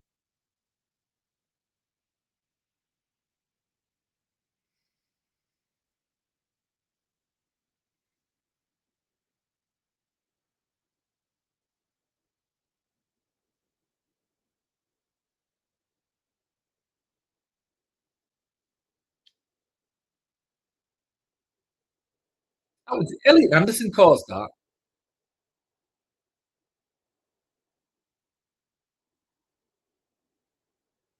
I don't know what that ball was from Elliot Anderson there. I don't want to see Elliot Anderson start. Oh, Cobby playing. I still don't understand why Elliot Anderson is starting. He was good for Nottingham Forest, but where did Nottingham Forest finish in the Premier League this season? It wasn't very high, was it? But Cobby Mainoo finished in a team. He basically dictated the games in a team that finished third.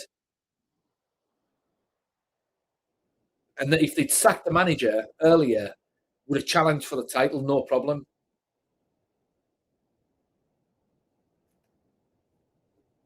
Cobby Mainoo should be playing.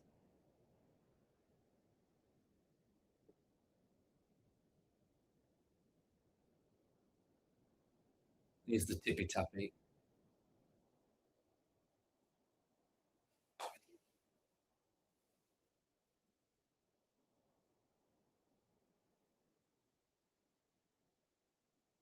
That's our ball.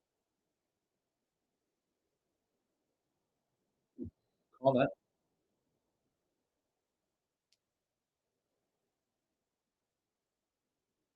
Do, do, do, do, do, do, do, do, do, do, do. Oi, oi, oi.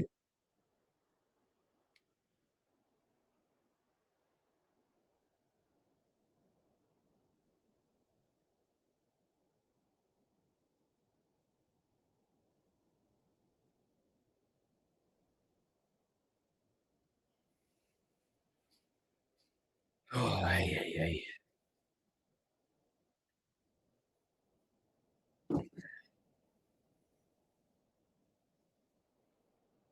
Oh, oh. I tell you what, that goalkeeper playing a blinder.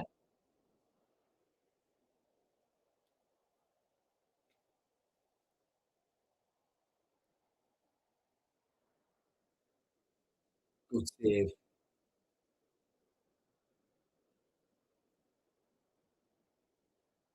What a, what a good goalie he is, eh? Fair play.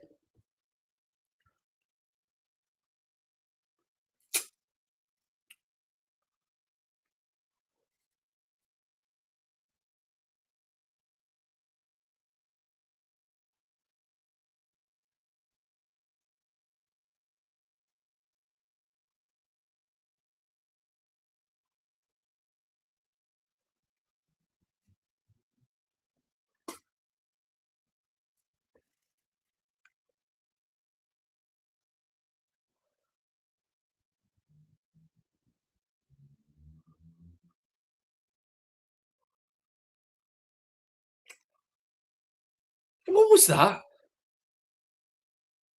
Oh,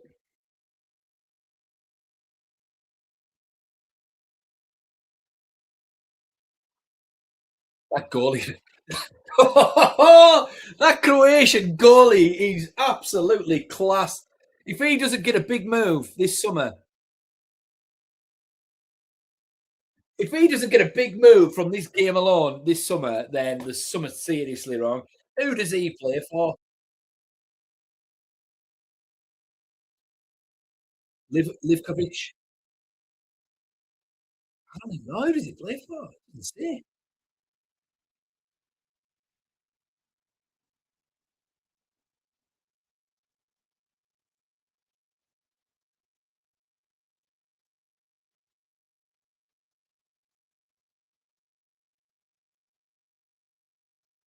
That Dinamo Zagreb.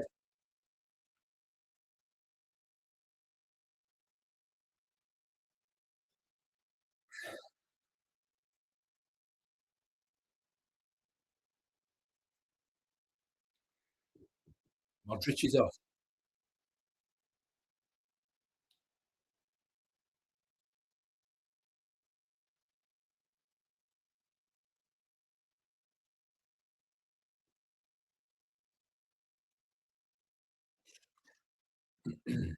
What a goalie.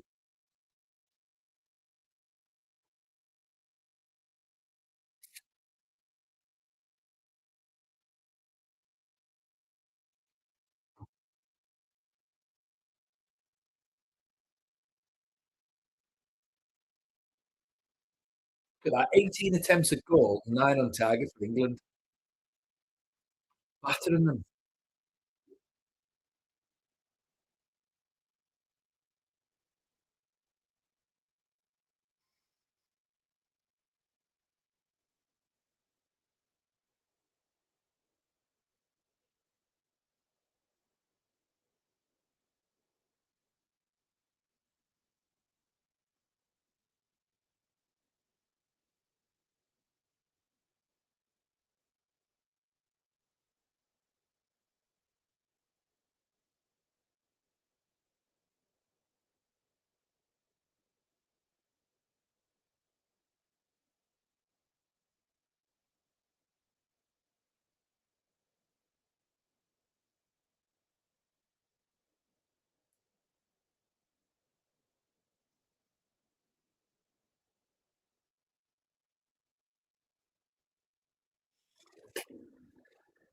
Oh, hey. Do, do, do, do, do, do, do, do, do, do, do.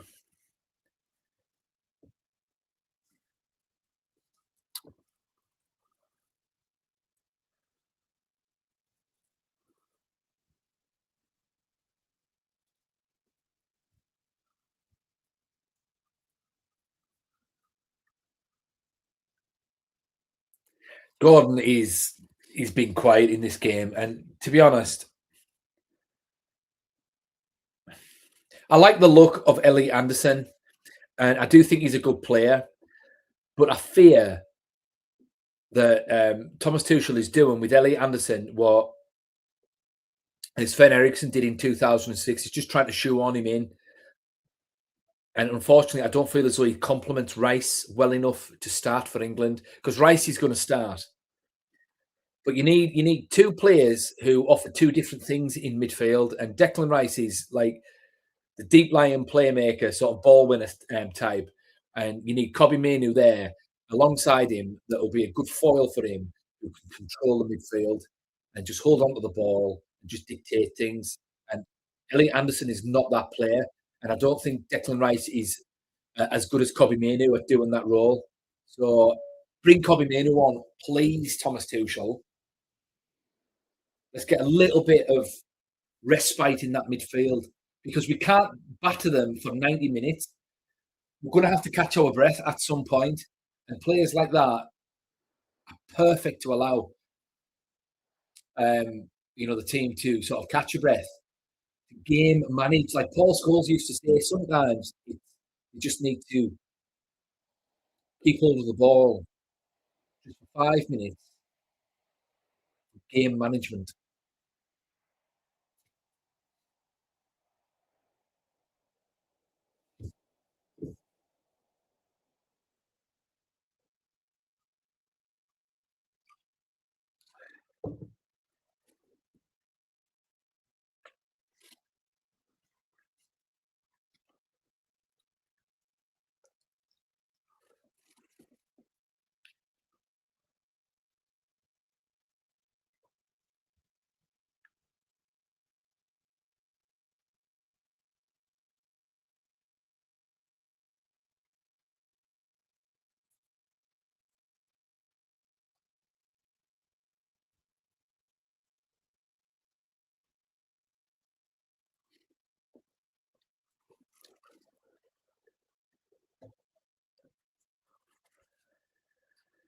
Hey, hey, hey, hey, hey, hey.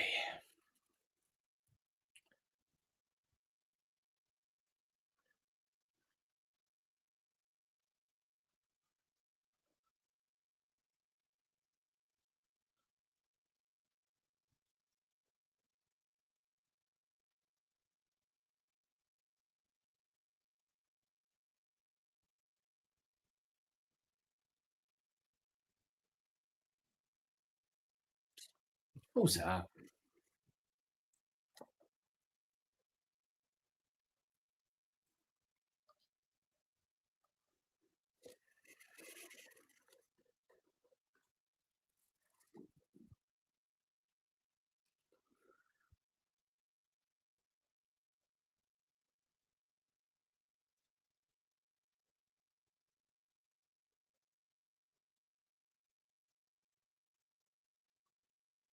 There we go. Flatten about at the back. Croatia's got the ball.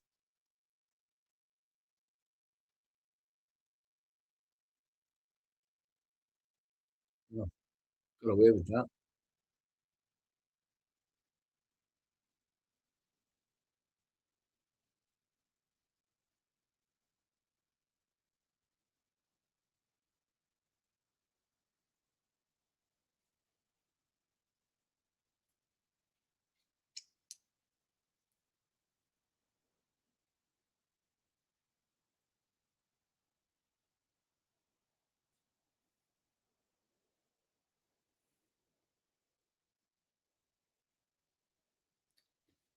Yeah, what are you doing?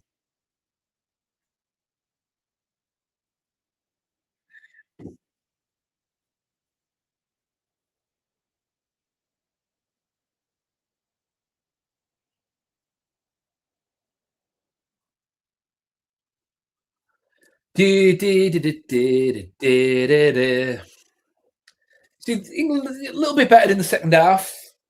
Going for a little bit more, asserting themselves. It's good. It's good. I still think they need Cobby on, but other than that, they're all right. Anthony Gordon hasn't been great. I'd happily see Marcus Rashford come on and do something.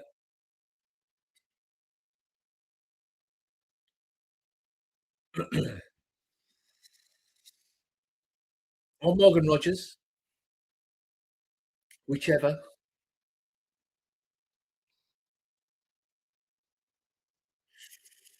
Oh, oh, he's got it. It's the corner. Oh, it was unlucky there.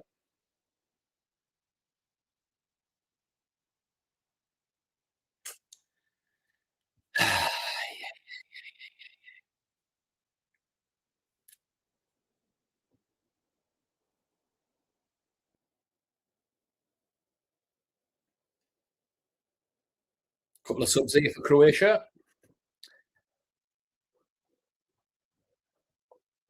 Pasalic coming on. Musa off. Vuskovic on. Matanovic off. And he took Luka Modric off as well. I was quite surprised at that. He must be knackered.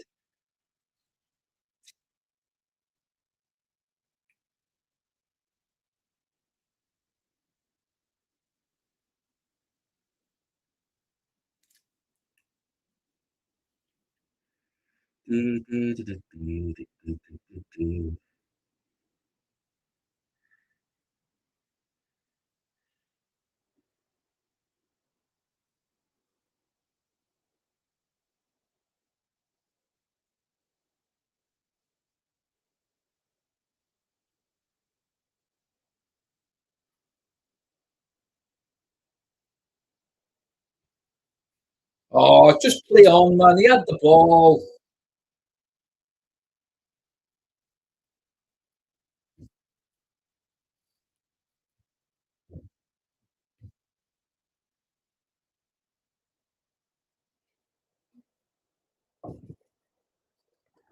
Hello?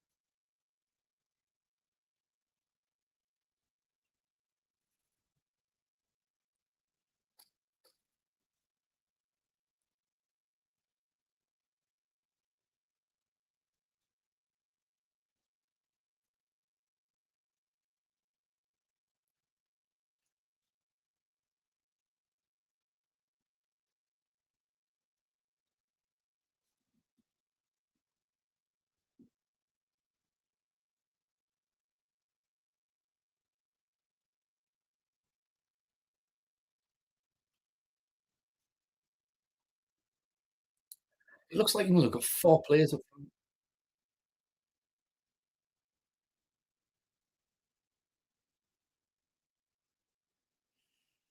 Oh, well played. Well done, Bellingham. England are playing quite well in the second half. Jude! Who's this coming on?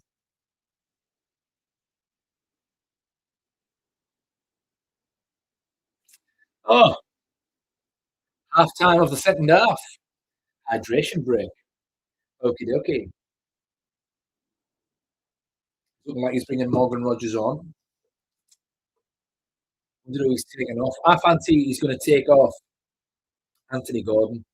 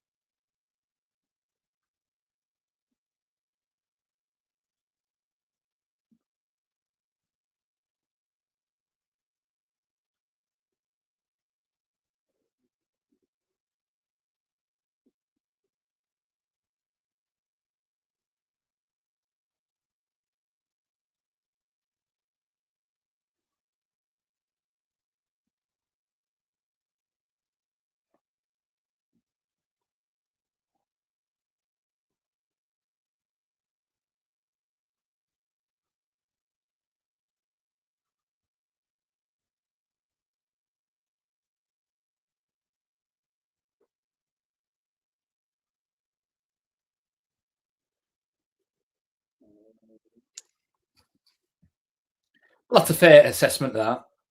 But I mean, it's like saying the sky's blue during the day. It's like, well, stay in possession, keep formation, and give options to your teammates on the ball. It's not rocket science. But I don't know. Some people need to be reminded of these things sometimes. Common sense is not that common, but sometimes people try and make common sense sound like rocket science when it's not. But hey ho, Marcus Rashford's coming on. So Rashford's coming on. Rogers potentially as well. So he's got to be taking Gordon off. Who's he taking off? So Rogers is coming on.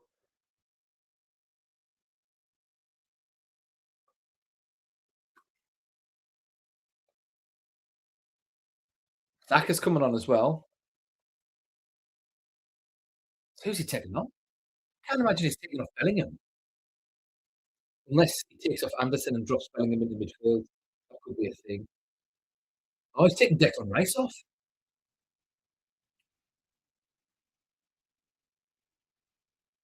Surprised at that. Gordon's off as well. He'll be coming off for Madueke, surely. Yeah, I was gonna say. Wow. So he must be putting Jude Bellingham into central midfield. Yeah, and Morgan Rogers in the number 10. Yeah, it looks that way. Yeah, that's an interesting shout. Get these sorts on the banners.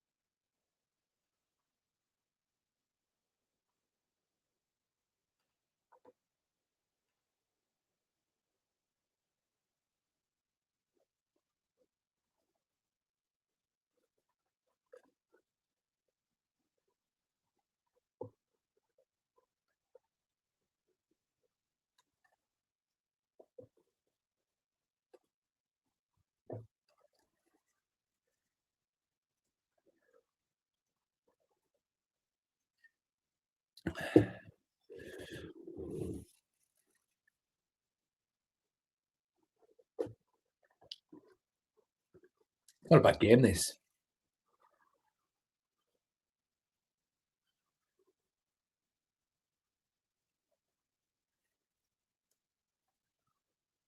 I'd have took Elliot Anderson off, to be fair.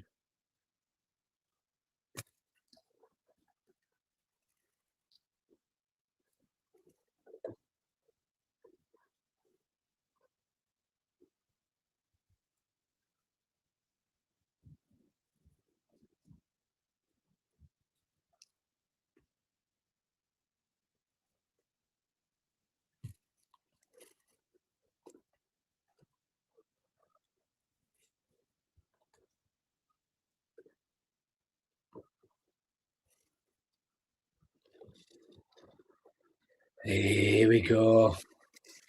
Oh, what a good save. Good effort and a good save.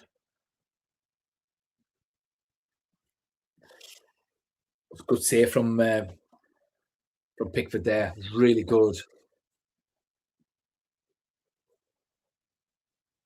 He shouldn't have been allowed to get that shot in there. Stones should have done better. That was a really good save from Pickford to keep that one out there. Yeah, really good.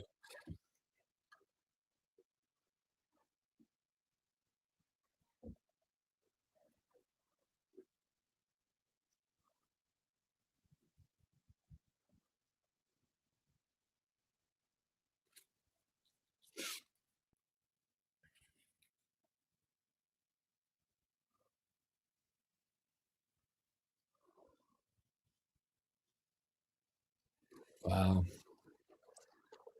Wow.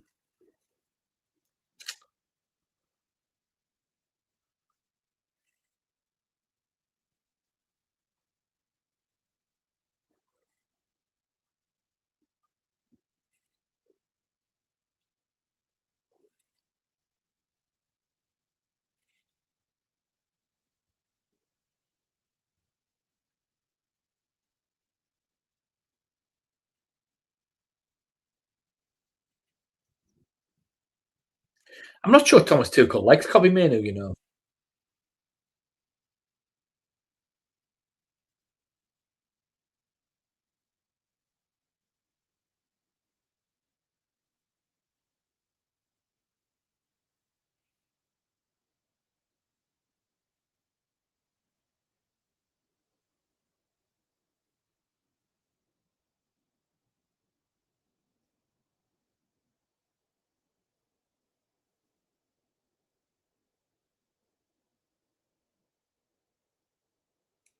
I'll give a penalty there.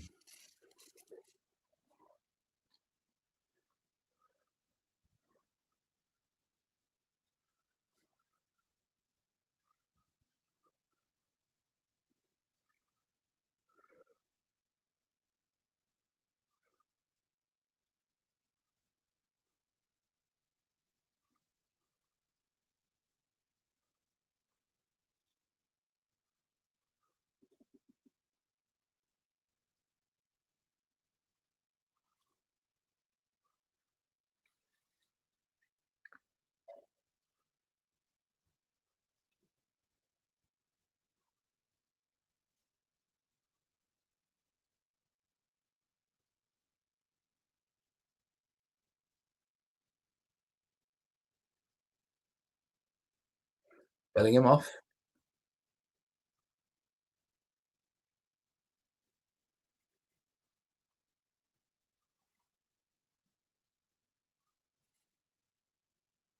Good finish that. Who's he bringing on? That's what I want to know.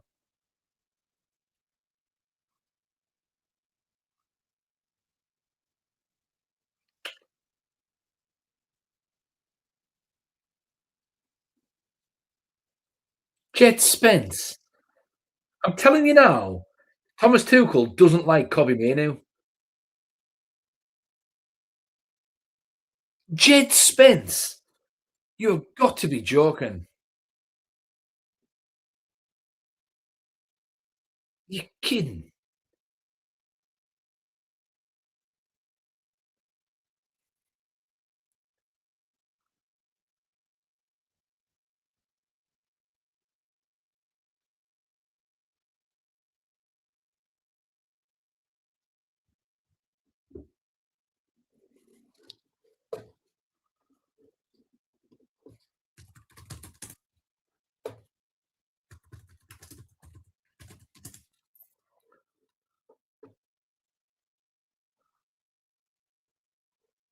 Spurs.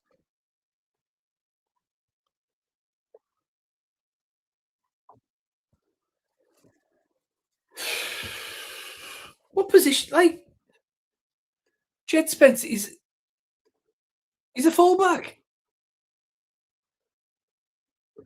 So why is he took off Jude Bellingham and brought on a fullback? So now we're playing with three fullbacks. One of them's playing in midfield, and he's got Kobe Manu on the bench. I don't get it.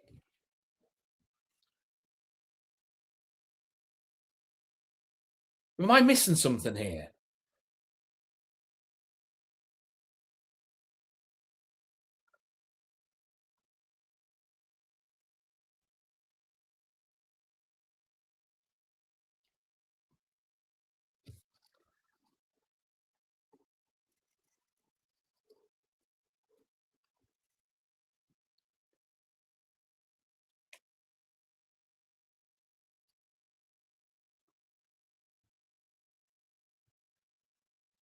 Well, to be fair, that was he done well there.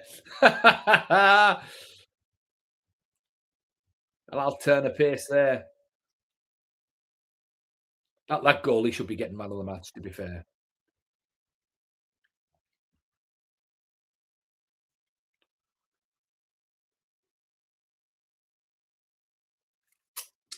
Rashford. Oh, come on, man. 8 minutes to go plus injury time.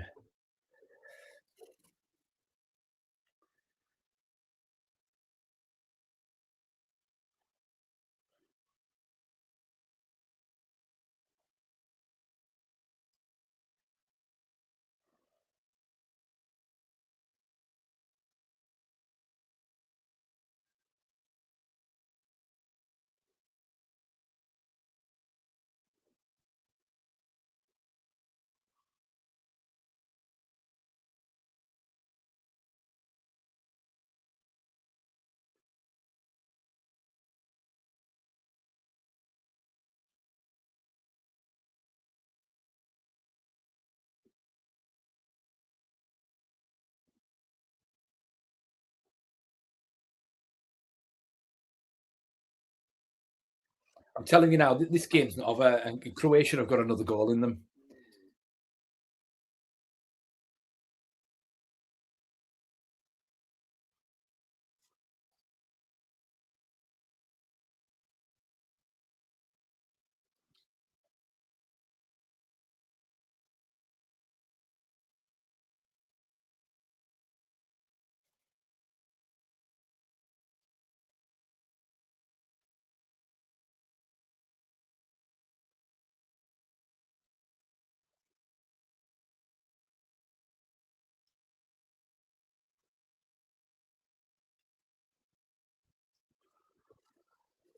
They need someone in that midfield that's going to get hold of the ball and keep out of it.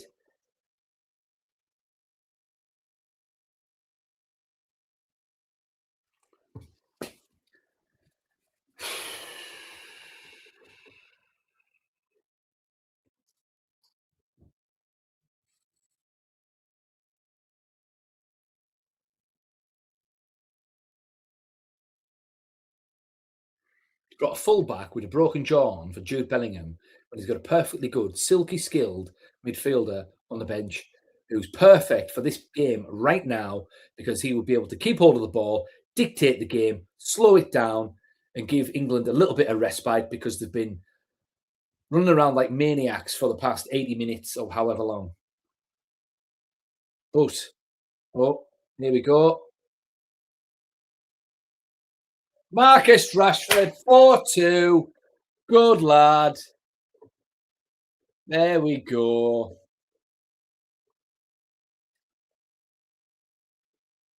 Marcus Rashford, 4-2.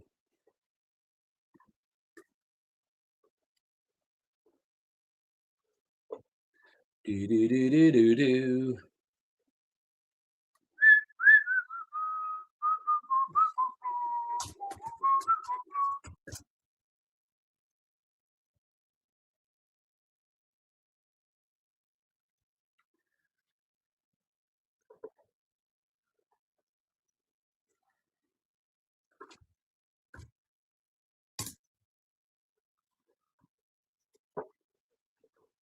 Excellent. Excellent.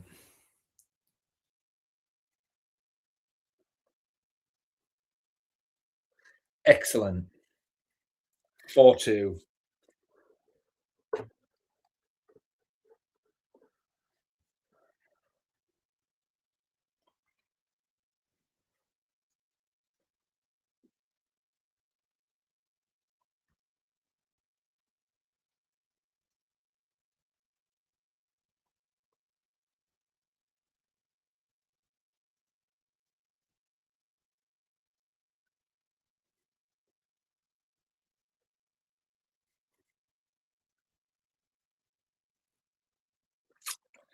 John Stones is coming off.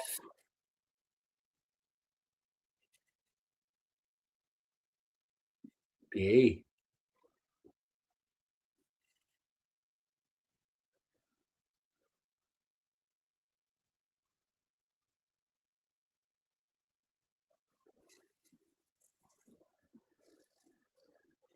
I should think so as well. I should think so. England should be beating this team. They should be. quite unanimously as well, and they are, and that's what you want, and that's what you expect. Fair play.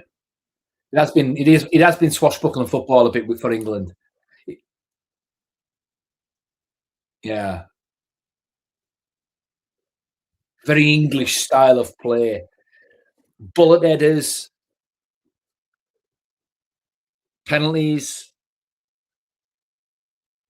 box to box runs. It's been good.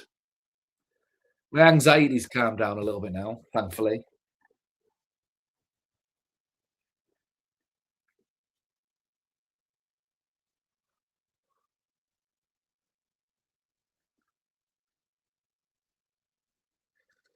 Ah, we just want Harry Kane to get a hat trick now. That'll be nice.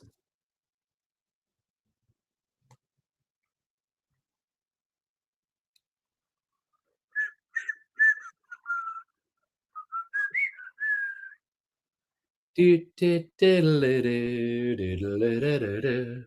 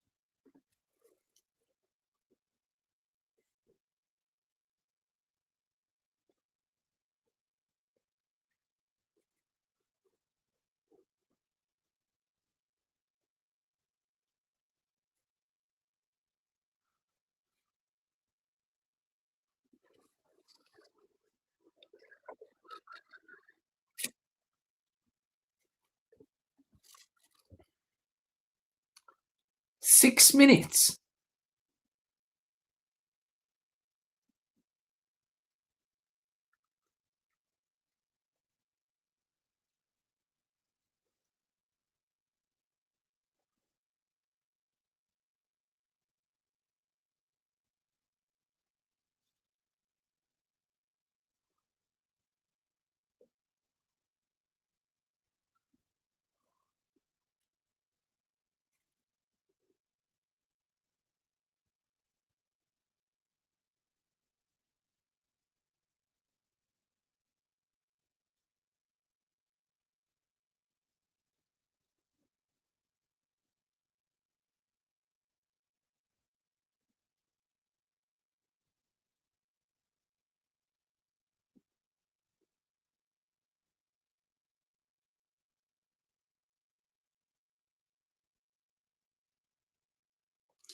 It reminds me so much of Steven Gerrard, Elliot Anderson. Even the way he moves and big long legs and just his style of play, just that box to box kind of old school English mentality. It's Roy the Rovers style. He's pretty decent to be fair.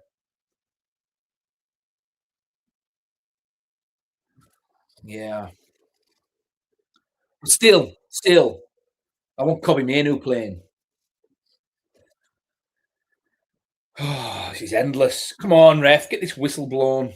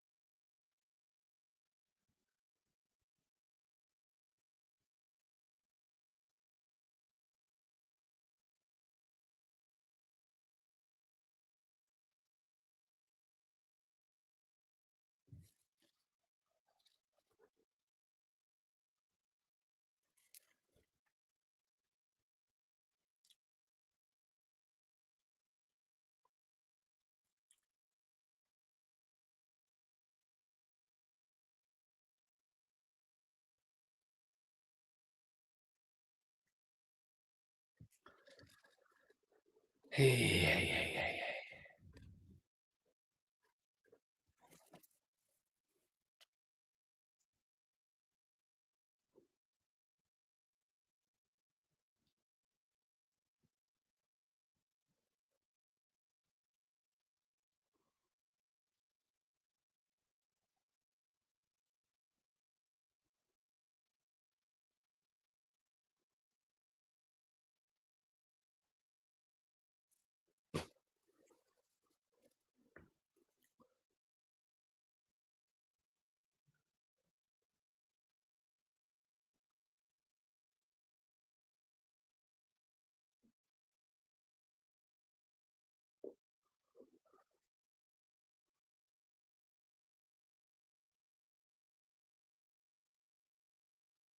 Good save.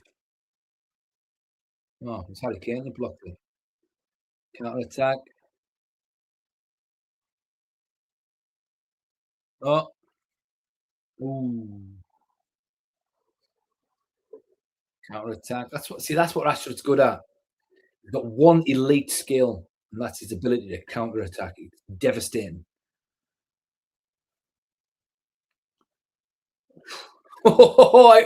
Hey, he took a chance there, unless he's got a cup on.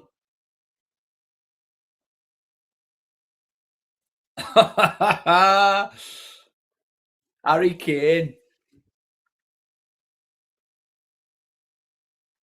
That's a foul. Thank you.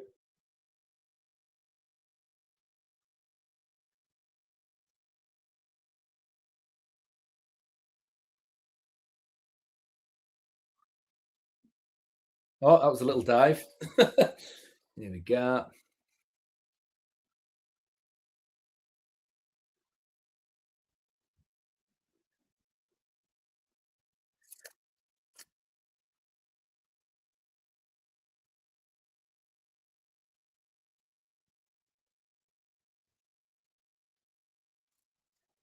Well, I think that's it. I think England have got it. I think I am a couple of seconds behind the times, according to my phone, and I think England have got the win officially.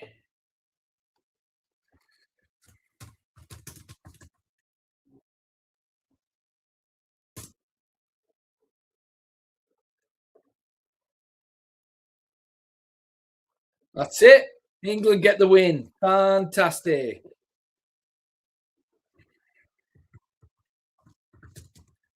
England take care of business indeed. Full time. England win. Well, the Big D was very anxious at one point there, very anxious indeed, and but England managed to pull through, get the win. They showed a fighting spirit, particularly in the second half. England were class in the second half. To be fair, the Thomas Tuchel must have read them the right act there, because they came out flying, all guns blazing, and Jude Bellingham got a deserved goal. To be fair, it could have been about six, because their goalkeeper had played an absolute blinder. He made some cracking saves. And yeah, their goalkeeper, Livkovic, or whatever his name is, spared Croatia's blushes in that game there in the second half. Well, I think he should get man of the match. I don't think there was any one England player that was absolutely amazing. I think it was a collective effort. The best individual performance was the Croatian goalkeeper. Um, I still feel as though Thomas Tuchel could get Kobe Manu in midfield alongside Declan Rice, because we can't keep up that pace throughout the entire tournament, especially against teams like, say, Spain or France, who have got legs. I just can't. I think we'll just burn out. We'll just completely burn out. So we need Kobe Manu in there just to slow the game down and just inject a little bit of game management in that England team. But other than that, outside of that, I mean, that was a pretty decent game to watch, objectively, apart from my England nerves. I don't think the defence is good enough to win the World Cup. Those were two excellent goals by Croatia to score, but by the same token, a better defence would have stopped them. So They were nice to watch from a viewer's perspective, but from a professional perspective, it seems to me anyway that the French defence would probably have stopped them. So, I mean, if England play like that throughout the entire tournament, at the very least, they'll be entertaining. At the very, very least, and personally, after watching them there, I can't see them winning the World Cup. But if they entertain me trying to win the World Cup, then at the very least, I can't complain. So yeah, we've got the result. Hey, maybe England will get better. Maybe this is just the beginning. Maybe we're just finding our feet. And if that's us finding our feet, then the leap could be big. But based on that performance, there are still questions to be answered, but I suppose it's a good start. Anyway, for all of you guys that logged in and viewed me, however brief, thank you. For all you guys that commented on the feed, thank you. Remember, the Big D will be back for England's next game. I will put a little thumbnail up just so you guys know. But thank you for watching, and the Big D will see you in the next one.